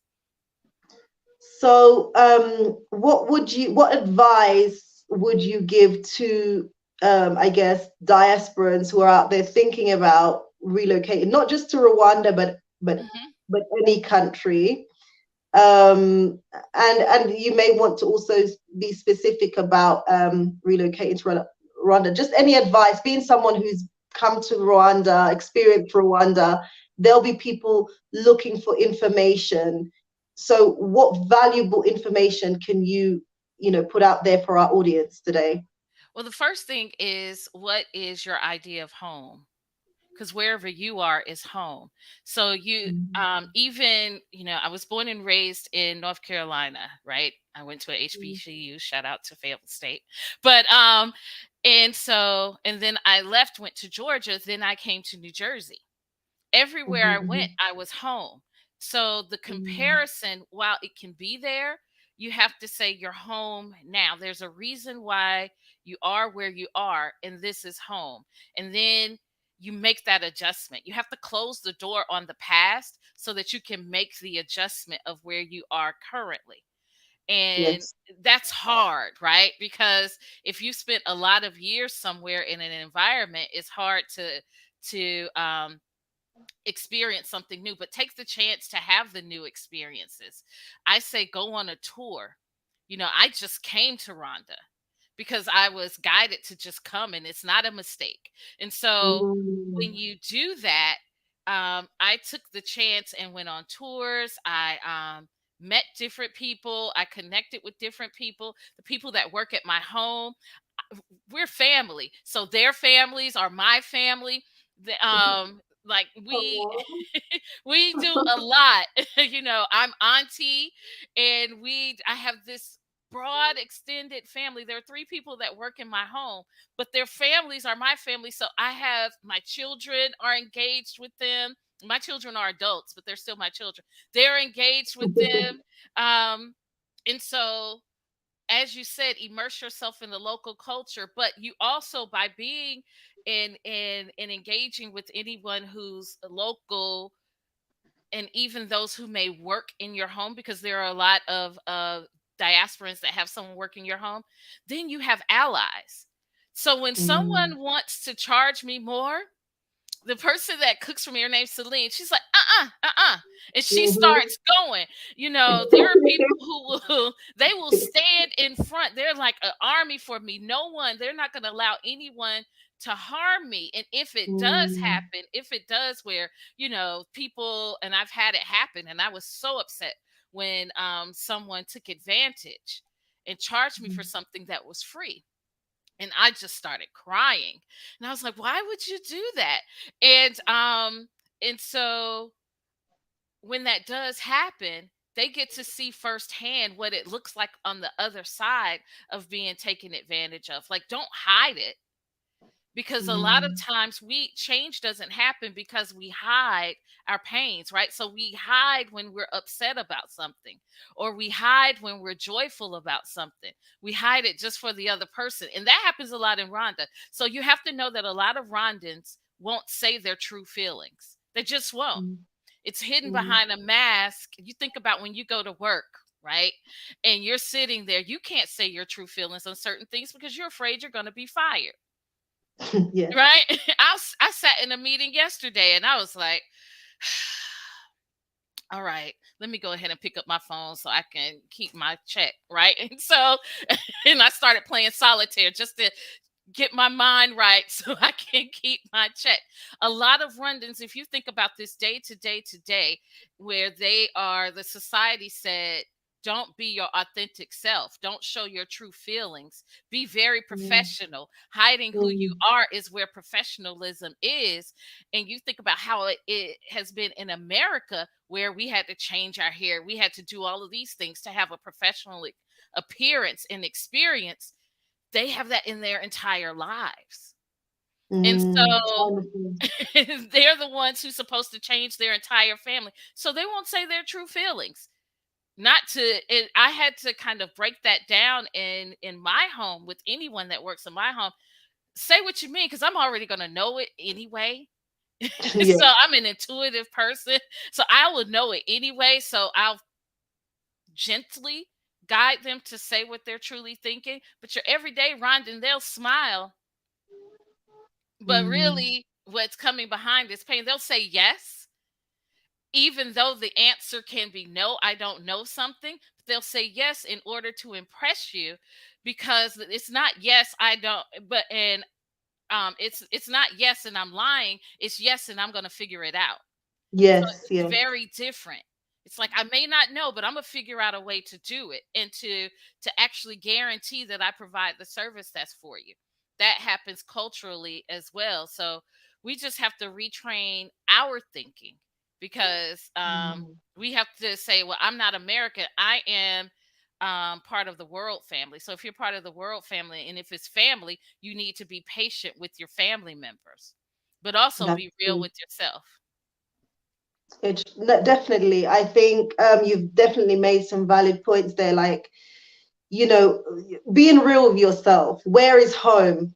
You Mhm. know, 'cause again, you have to define what is home for you, because you can move from somewhere to somewhere else, and as you said, like, it's a journey, and it's okay if you move to a place, you've got what you needed to get from it, and then you're moving on. Mhm. But then I feel like when you come from a position of like blame because maybe things haven't worked out, then you're going to move somewhere else, and again, if something goes wrong there, again, it's just going to be a vicious cycle. So I feel like it's important to set the foundations and make sure they're right before you step out there on that journey.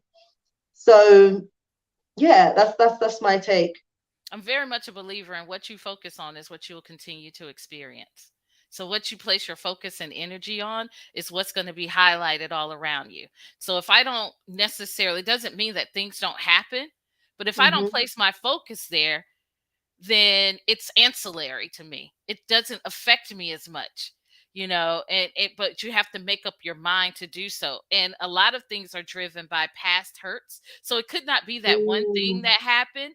It's been an accumulation of things, and now it's yeah. taken out in this one incident. But it's those things that haven't been spoken and dealt with that come out in an experience. So then I know that you're like, why am I leaving? And I'm leaving because I know that as well. And I can't see the chat at all. And but anyway, Yes, it's there's stuff going on, but yeah, we will probably anyway say your anyway. point, and then I'll see what's been said. I, If, I, they, I'm, if anyone has any questions for you, then just put them out in the chat. Yeah, sorry, go ahead. I'm leaving because of as I said, it becomes, well, what do I really require for my life? Mm, And what am I requiring from this place forward? So both of my daughter, I have a biological and I have adopted daughter that came with me. They're both my daughters. yes, I met them, beautiful girls. And both of my girls are and they are out, so they're both gay. And while homosexuality isn't illegal in Rwanda, but we are right next to Uganda, I'm not playing with their lives. Mm, And I want them to be free because we all want to live in Africa. And so I want them to be free.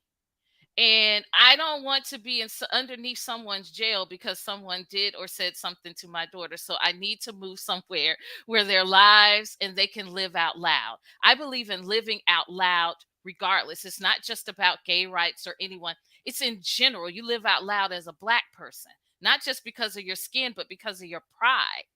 And I'm yeah, definitely one that lives out loud.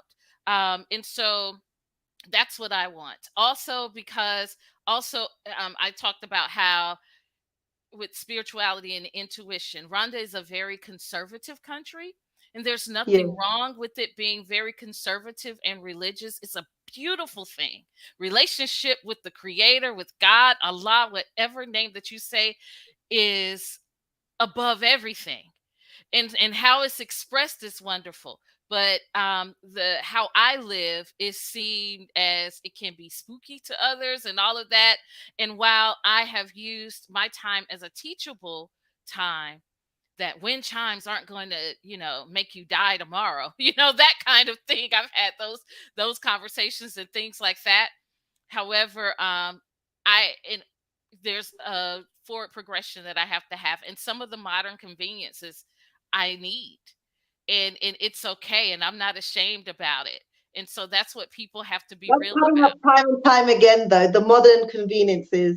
But someone is asking, there's been a lot going on in the chat. Let me just What are back up a y'all bit. doing in there?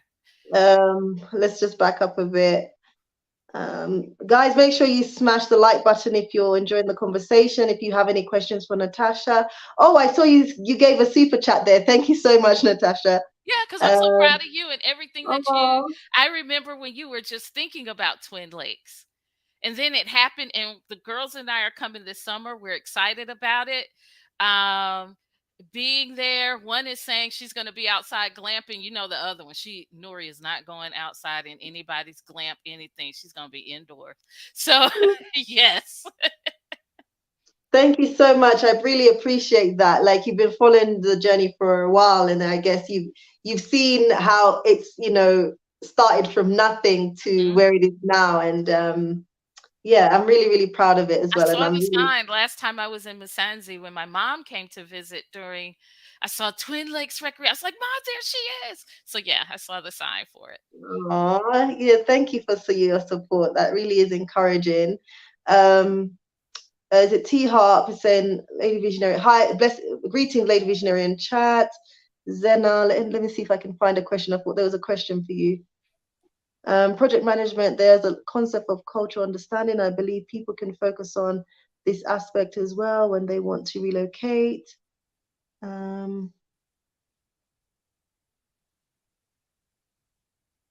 Okay. I saw a question for Oh, I you. want to Don't say, be in don't the quit your day building. job. I do want to tell people that. Yeah, I'm go ahead. sorry. I'm one of those that says don't quit your day job if you can work from home. Because I am an IT. I'm an IT product manager, and so I work from home in Rwanda. I work U.S. hours, And so in Rwanda, so people can have that fantastical view of things. Don't quit your day job. I mean, I Mm. can't tell people what to do, but I can give a suggestion. Um, okay, PT was saying, okay, I think PT was asking you, where is Sister Natasha going to? Yeah. I'm not going to say just yet.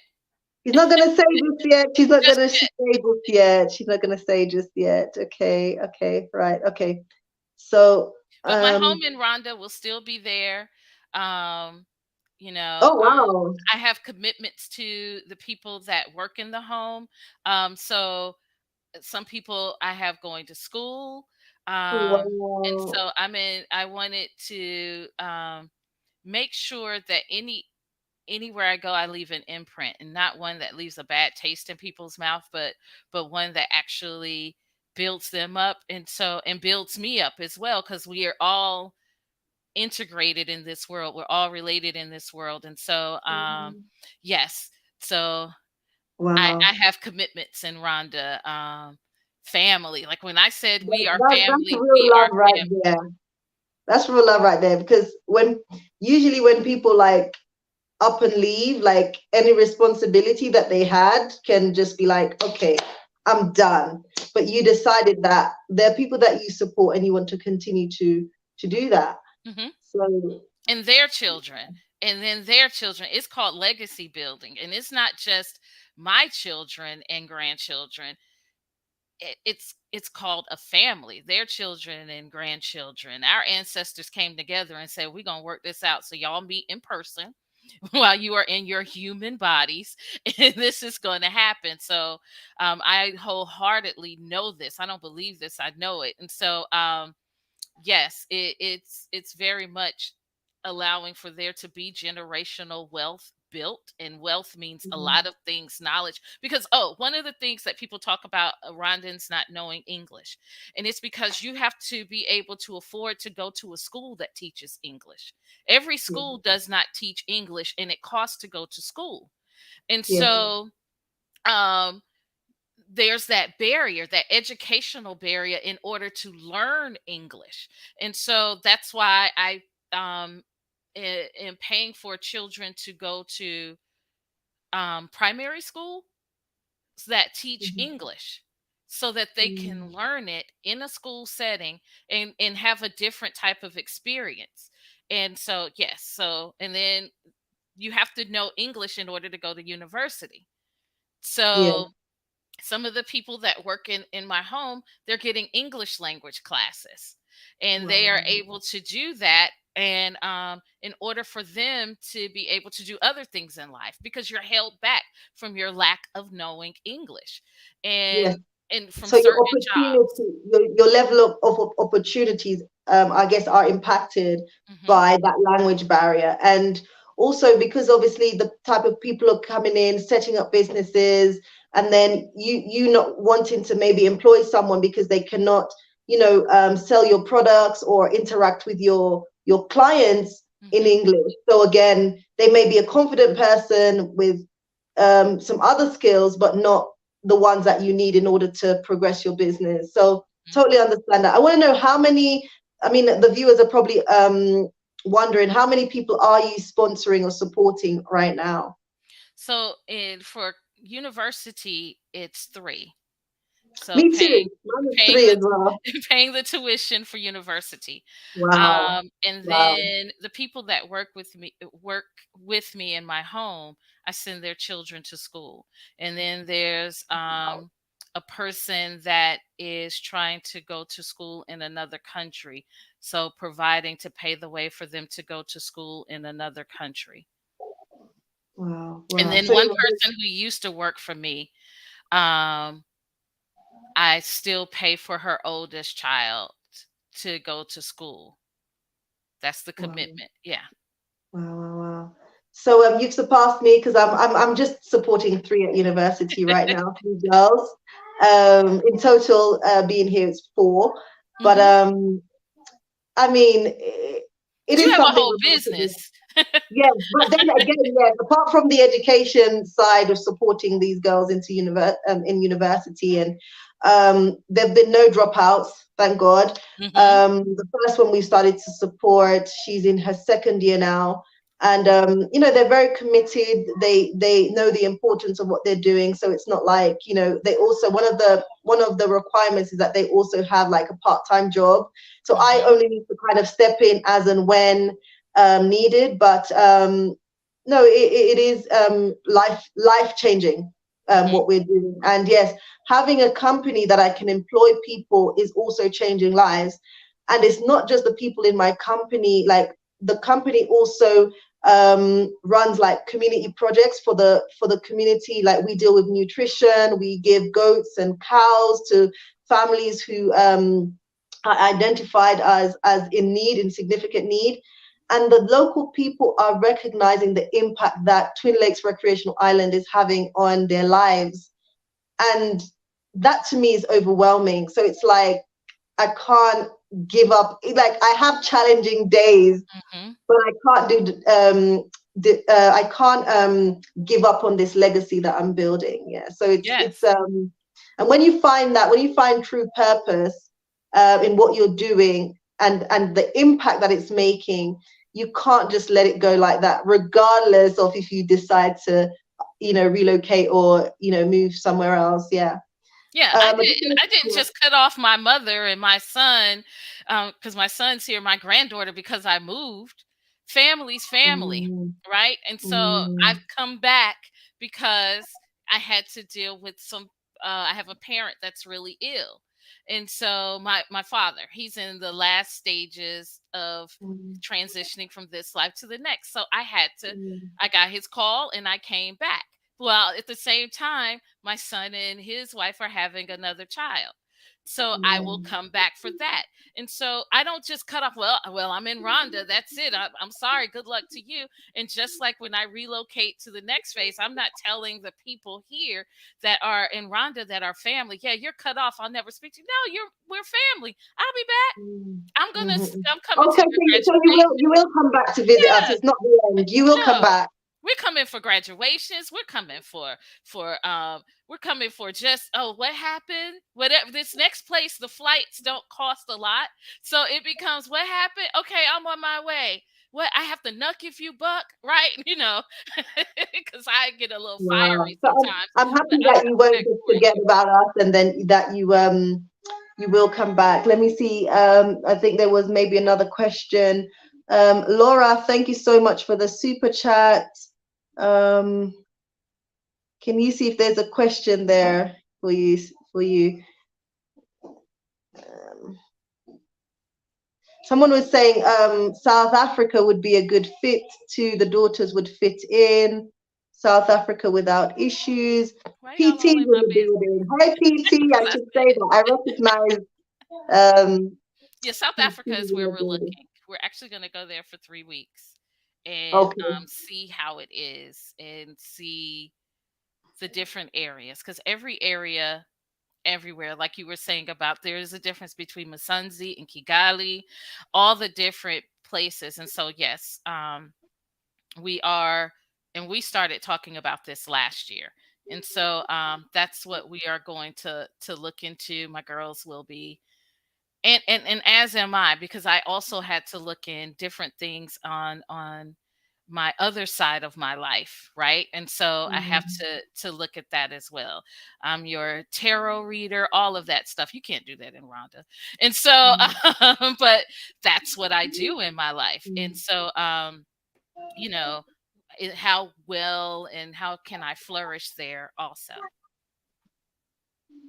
Yeah, well, you'll be hopefully sharing your journey with us, because I guess like we can also learn from each other. And yes, it's okay, as you said, to come to a place, and it forms part of your journey. And Hmm. yes, it doesn't mean you're anti Rwanda or anti a particular place because you've decided that, okay, No. maybe I need to just move on. Wanda's in the building. Hi Wanda, she was here in visiting in Rwanda back in October, came out to see us at Twin Lakes Recreational Island. very safe, no racism, friendly people, affordable housing, lots of business opportunities. I am trying to come back. So she visited and wants to come back to Rwanda. Oh my God, it is so safe. Getting my mind reset, being back in the US and going, oh, I can't just go. And I'm at one of my friends' Airbnbs in this town called Cape May, southern exit zero of New Jersey. And there's really no one here, but I came from Jersey City. You would not dare walk outside just relaxing at 10 p.m., taking a leisurely stroll, right, in Jersey City. But at my home in Rwanda, oh, I felt good. I felt so well. I wasn't guessing. Was that fireworks or gunshots during New Year Eve? It was fireworks. So that game didn't have to happen. But I have to go to a meeting. Thank you so much for letting me be on Thank here. you so much, And Natasha. I I'll really see you appreciate your soon. input. The See girls you and I soon. are Please coming reach out to out to see you. me. Yes, please, and welcome, welcome, welcome, welcome. I look forward to hosting you all. See you soon. Thank you. Thank you Bye. so much. Thank you. Oh, bless. Thank you so much, Natasha, for your input there. Highly appreciated. Thank you so much, guys. For I didn't expect this conversation to go into like 2 hours, but hopefully, all our speakers that were on, hopefully, you actually gained something from them, some insights. For those of you who are in Rwanda, who are thinking about Rwanda as an option for you to relocate and do business here. Hopefully this has been insightful. And if it has been insightful, make sure you smash the like button, support your girl, Lady Visionary, and all I'm doing here.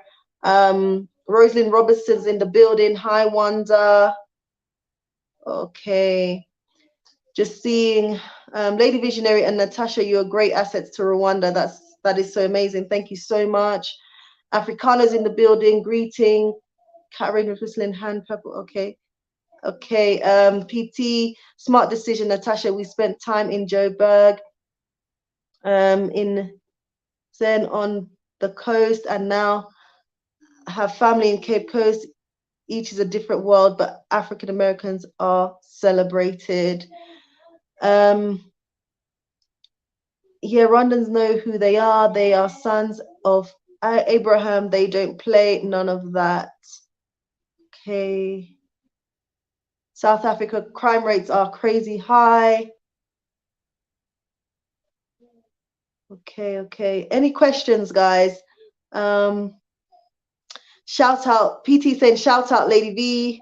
Others talk the talk, she walks the walk. Oh, PT has been in my corner. PT and his wife came up to Rwanda when literally my project was on the ground, supported, love, prayer, everything. So cannot forget you both. Wonderful, wonderful couple that came out to support me here in Rwanda. Don G at Lady Visionary, please have another meet and greet. I want to meet other diasporans. Definitely, I will have a meet and greet in Kigali soon, probably like the end of May, beginning of June. But look out for that because there will be another meet and greet. Let me just put this link out again for anyone. The final chance. If you want to add anything to this conversation, why are Black expats leaving Rwanda for other African countries? Okay, so if you want to add anything to the conversation, I'm here. Kuwa, again, I want to say thank you so much for your input. Colette is in the building. Lady V, whatever happened to the little boy that you and your husband bought shoes and clothes for? He is still around. He is still around. Like, so we bought clothes and shoes for him. And you know when people are used to a particular way of life, like school is free. His parents passed away, so he's living with like adopted parents, but he's constantly like in and out of school, so it's still a bit of a challenge, but he's still around, he's still there. Yeah, I still see him every time. I still see him every time. Kuya is saying Black people in South Africa have to still deal with racist violence. That's what I could not handle in South Africa. Um, thank you, Lady Visionary, for allowing me on your program. Oh, you're most welcome. You're most welcome. So I've just sent out the link again, giving anyone an opportunity. Someone's asking, where are you? I am in Rwanda. Is that question for me, or is it for Kuya? I'm not sure. Kuya is in Jamaica, relocated to Jamaica, I believe, planning on visiting Rwanda and Kenya as well. So, any final questions? Have you enjoyed the conversation? Let me know by pressing the number 1 or typing the number 1 if you've enjoyed the conversation. Again, please just liking the video is absolutely free, but obviously if you want to support with a super chat, great. But that's not necessary. You can always just support free of charge by smashing the like button. I'd really appreciate that so much. I got a 1 from Tony. Tony is enjoying the conversation. 1 again from Deetra. Thank you so much for stopping by. Thank you so much for being part of the conversation. Dom G, thank you so much. Kuya, thank you so much. There's so many more of you, but I guess people are just kind of in the background being shy, but it's okay. Maj the Giza 1. Hi, how are you? Africano 1, well 11, but I know what you mean. Thank you so much. Thank you so much. Any final questions for me? Any final questions for me, guys? I'll be rounding up in the next 5 minutes. Are there any questions for me? Any questions? Wanda, thank you so much. Thank you. Thank you so much for being here. Guys, you could be anywhere else, but you're here. So thank you so much. I really do appreciate that. And those of you who have been with me for like new subscribers, thank you. Or even those of you guys who have been with me for the longest time, thank you. Oh my God, who do we have in the building? We have PP in the building. Hey. Hello, my sister. You have been gone. Like, what is going on? Life, life has been going on. Oh, but it's so amazing to hear your voice. How are you Thank you both? so much. We're doing well. We're doing well. Great. Regular family stuff. I've had to bounce off the continent to deal with the passing of a loved one. You know what that's like. Yes.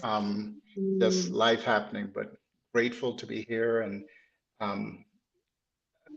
don't want to make you blush, but I'm so proud of you. We are so proud of you, my wife and I both, because you don't just talk the talk. You are a doer. And we appreciate what you're facilitating for others there on the ground and for others who see you where they want to be or hope to be and demonstrating a reality that many of us are pursuing. And we're living and breathing and navigating on the continent for a while, partly because of you and your help. And when we left your place, we found home. We found home. So I just wanted to come on and say, we love you, your husband, your kids, your family. We appreciate you. And this is really good conversation. And I will keep you blushing. The only other thing. I'm not gonna cry. I'm not gonna cry alive. No. The only other thing I'd say is if people can afford it, one of the things that made a difference for us is getting a chance to come and spend time on the ground with people on the ground, local, diasporans, whoever, but getting time on the ground because some things there's a knowing in the going. You won't know until you go. You just won't know. We love Kigali. We love Musanze. We connected with Lady V and her family. You know, we're like, this is great, but we knew that wasn't the spot for us. But we learned so much, and you know, every place you go may not be a perfect fit, but some things you won't know until you go. And where we ended up was not even on the radar. It was not on the radar. We just were like, okay, we're going to extend another week and another week. Let's hop over here. And we hit the ground, and literally the night we landed it at the hotel airport, before we ever got to see the city, my wife and I looked at each other and was like, what is this? There's a vibe here. That was it. That was it. Changed our lives.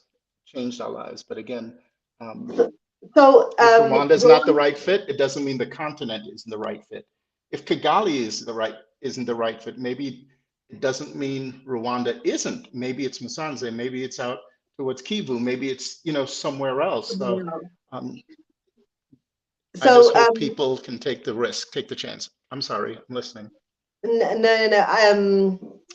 I'm just saying, like, obviously, Rwanda formed part of your journey. Obviously, you didn't end up relocating here, but there were there were lessons or things that you learned that formed part of your journey and your experience. Absolutely. Like, what, like, the viewers out there who are listening, what advice can you give them? It is a life-changing choice to just kind of say, well, I'm going to leave everything that I've known for the last 20, 30, 40, 50 years and relocate to the continent.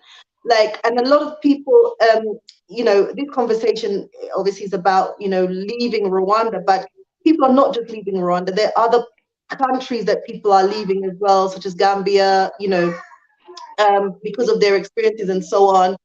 So what advice, a valuable point that you could put out there for our audience who are listening, who are thinking about relocating, what would you say is a key point, or a few key points that would help someone navigate this journey? Okay. Few key points. The first one I would say is just be aware that there are stages in many things. The same way there are stages in a relationship. In the relationship context, we use the term the honeymoon period. You get someplace on the ground and you may have high conviction. This is the place for us. This is where we need to be. This is where we're supposed to be. And in the first few weeks, first few months, it's like you don't see the flaws. Everything you experience is with the rose-colored glasses. And then suddenly the quirky things, the unusual things, the things that you're used to that you no longer see, they go from little inconveniences to bigger and bigger inconveniences. And you get past the honeymoon period. It is something that happens when people transition on jobs, transition in where they're living, transition in different contexts, not just relationships. It also happens with people on the ground in a new country. And you have to remember your why. That's the second part of it. Why did we make this move? There's a saying, and this works in the relational context as well. If the why you left hasn't changed, then why would you go back? I'll say that again. If the why you left hasn't changed, why would you go back? So maybe going back isn't it? It's navigating either how to stay or how to go forward, but maybe with a pivot, a change of direction. Yes. Remember your why. That's the second big thing. Understand their phases and stages, and you're going to have that rough period. Remember your why. Remember your why you did it in the first place. I think that's key. So I hope our audience, they're listening, because it can be a make or break if you don't get this right, Yeah. There are few things significant that are accomplished. Sorry, go ahead. I'm sorry. There are few things significant that are accomplished without sacrifice. And that sacrifice is time. That sacrifice, sometimes it's dollars. Sometimes it's the emotional energy. How many times did you face a no, Lady V? Or how many times you didn't even get a no? You just didn't get an answer. And you're just trying to figure out, God, what do we do next? Where do we go from here? I thought we were supposed to do this. And progress, sometimes it's slow before suddenly. When we look at the projects at the Twin Lakes Recreation Center, sometimes progress looks slow and then suddenly, whoa, look at this. Look at this. Look at this. slow, then suddenly, and you're going to have those experiences. I'm struggling with the language. Progress is slow and then suddenly. Murakoze or whatever it is. And you're kind of connecting and you're like, oh, well, I understood that. Ooh, I know what that vendor was saying. No, no, no, no, no, no. I know what he's trying to do with the price.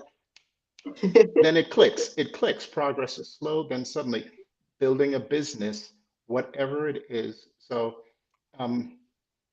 you may say, okay, this place is not a right fit, whatever that place is. You may give up on that place, but please, I pray, don't give up on you. Don't give up on your why. Don't give up on your dream. Don't give up on what you're pursuing. Maybe it's not the right place, but it's out there.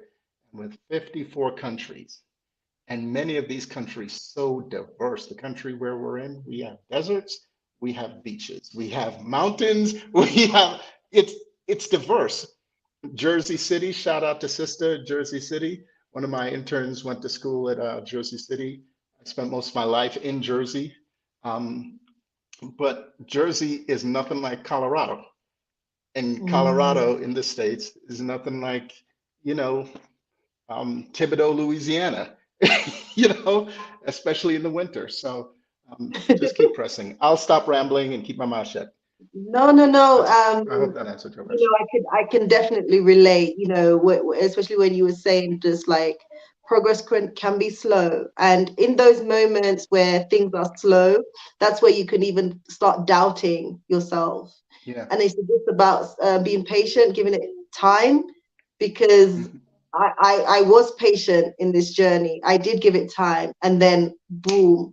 And I'm not saying everything is where I want it to be, but it's also reassurance that again, if I continue the journey, give it time, continue to be patient, and the commitment is there, then what's next? Boom. So watch this space. Come on.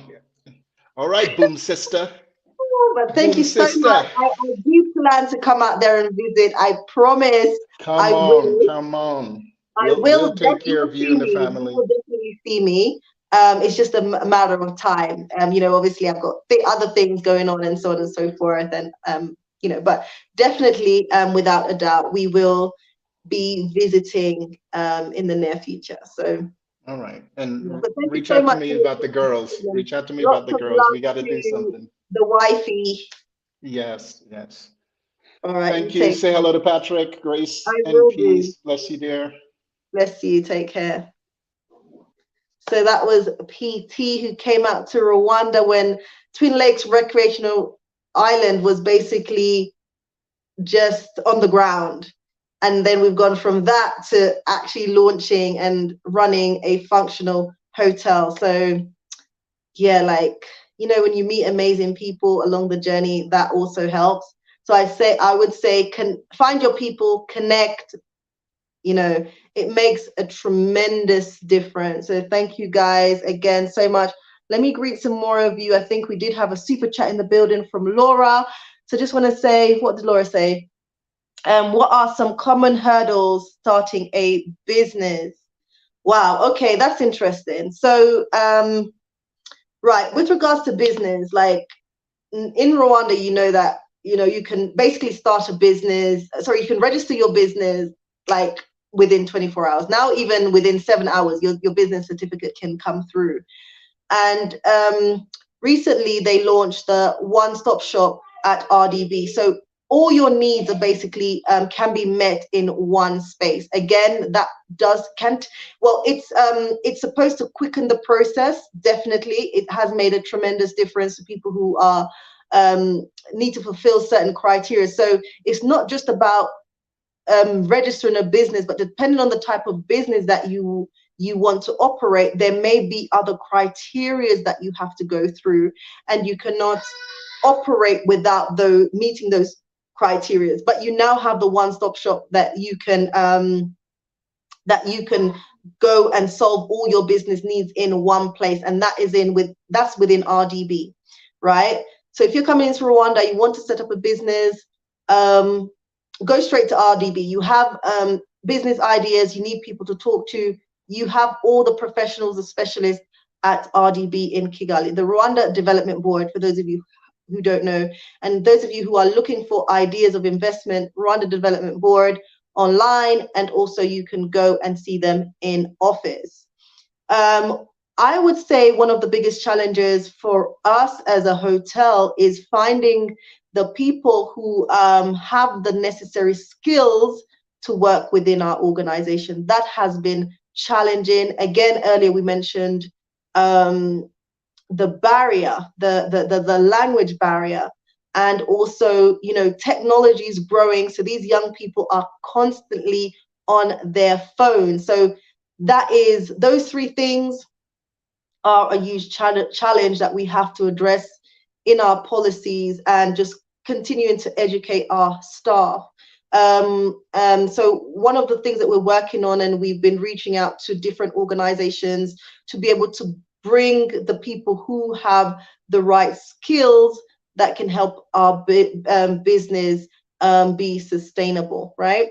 And to be able to be consistent in excellent delivery of customer service, because, you know, we're always dealing with guests and so on from different parts of the world. So, you know, the skill set, getting the right people with the skill set has been of tremendous challenge. Hopefully, Laura, that answered your question. Thank you so much for being here. Thanks again for the super chat. Really appreciate that support. Dom G was saying, PT, your voice sounds familiar. I believe we have met. Okay, let's see if we have any questions. Mark is in the building. Hey, Mark. Amazing place. Impressed with the order and peace. It's easy to start a business. Okay, so I'm going to close there, guys. Sunrise with Deborah B. Hello, Deborah. How are you doing? Hey, Lady Visionary. Hey, hey, hey. Oh, just hey, lady. Sorry, I'm reading Visionary already, and you just said hey and wave. But thank you so much, guys. Thank you, thank you, thank you. Make sure you smash the like button. Please make sure you smash the like button. I also want to, right. I also, as I'm rounding up right now, I have to round up right now. I'm on Twitter, guys, so please go over and follow me on Twitter. My name is Lady Visionary on Twitter. I'm also on Instagram, Lady Visionary. My business Instagram is Twin Lakes Recreational Island. Twin Lakes Recreational Island. We seem to be going viral in Rwanda right now, which is amazing. You know, with any new business, obviously it takes time to, you know, to get the word out there, but slowly but surely we're getting out there, and more people are recognizing us and are choosing our place as a place where they want to come and relax and enjoy the recreational activities and just the calmness and the food, the food that we provide as well, with a bit of a Caribbean twist. People have been asking me for an update with regards to the hotel, so, you know, watch out for that. Watch out for that. I know I'm not able to be consistent with this whole YouTube and editing. Oh my goodness, guys, it is, you know, filming, editing, and all of that. Whew, it's a lot, but you know, I'll be here continuing to share my journey. One thing I did put out there into the universe on my community tab is that, you know, you guys know I started the first African history library here in Musanze, here in Rwanda, and the library still needs support. I also wanted to thank our recent donors for supporting us by giving us the money we need to fit in a kitchen. So as I speak, the kitchen is being fitted, it's going in. So I also will do a video on that when the kitchen is also complete. But one of the things I put out there in the environment, in the atmosphere, should I say, is there is a need for more schools in Musanze. So, you know, if anyone has the skills or the experience and, they're passionate about education, we need a school in Musanze. Or if, I really want to be able to pull the resources together to be able to build a school in Musanze, right? That's one of the things I'm speaking out there. So if anyone is passionate about education, you're not able to come to Rwanda, you want to do something to make a difference, reach out to me. Let's make this happen. Reach out to me. That's something that I'm speaking out there, and I really believe that it will come to pass. And hopefully the diaspora, we can come together, not being so aware of each other and, oh, what is this person doing? Or like, we can do this. I want to build a school here in Rwanda, and so it shall come to pass, right? And I'm just speaking it out there for anybody who wants to connect with me and help me build a school in Rwanda. So I'm saying it, I'm speaking it, right? And I'm being patient with you guys, right? So, if you're considering it, I'm also being patient and just waiting, in time, right? Oh, Dovji is saying, I'm down for that. Wow, Africana, how much is land in Musanze? Land in Musanze, it varies from anything from 10,000 USD. And also, guys, I do have a plot that I want to sell in Musanze. So if anybody who's interested in buying a plot in Musanze, please reach out to me. It's got a beautiful view of the hills, volcanoes. Yeah, reach out to me, because I want to, I'm deciding to sell this piece of land so I can build other projects. So reach out to me if that's something that you may be interested in, buying a piece of residential land here in Rwanda. Africano, put your Instagram on the comment, please. So let me just put that out there. It's just Lady Vision. It's just, I don't know the exact link, but Lady Visionary. Can you, on Instagram, it's Lady Visionary. Yeah, and on Twitter, it's Lady Visionary. My business Instagram, Twin Lakes Recreational Island, right? So go ahead and follow me over there. So I've mentioned the hotel. So if you're coming to Rwanda, please make sure you come and see what I'm doing, support Twin Lakes Recreational Resort and all the projects that we're doing in the community. We're still working on the Masazera Water Project. Guys, I've been advocating. We haven't raised enough money. We're still at $2,200. We still need to raise money for that Masazera Water Project. So we're still fundraising for that. I've been advocating and talking to government about providing, helping with this water project. There has been talks and things happening behind the scenes, but not happening in the way that I would want it to. So we're still working towards the Masazera Water Project. Again, if that's something that you want to support, you can reach out to me. And then what else is happening? There's something else that's happening. Some new diasporans are here, and I've connected with them, and it may be the start of something amazing. So watch this space, because these diasporans are in tuned.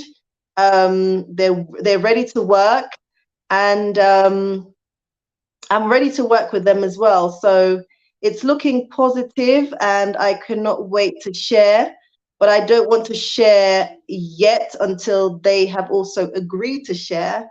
I'm just going to put this, the link out for the PayPal, because I know some of you want to support, but can maybe not super chat, but also I can give you the PayPal.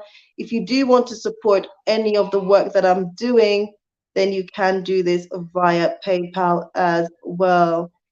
Bear with me. Make sure that's right on the screen. Bear with me, guys. Yeah, that link is correct. So yes, if you want to support any of my projects, you can do that directly via PayPal as well. So thank you guys so much. I've really appreciated your time. Again, hopefully you found this conversation quite useful, please make sure that you have smashed the like button, because I don't know, you guys will be watching and not smashing the like button. It is free, guys. But yeah, for those of you guys who were not at the beginning of the live, I want to leave you with this, right? And Lady Visionary does not normally do this on the channel, but I'm gonna, I'm gonna give this to you guys. If you wanna be somebody, if you wanna go somewhere, you better wake up and pay attention. Thank you guys so much, and I'll see you in the next one. Lots of love, Lady Visionary. Take care, guys. Bye.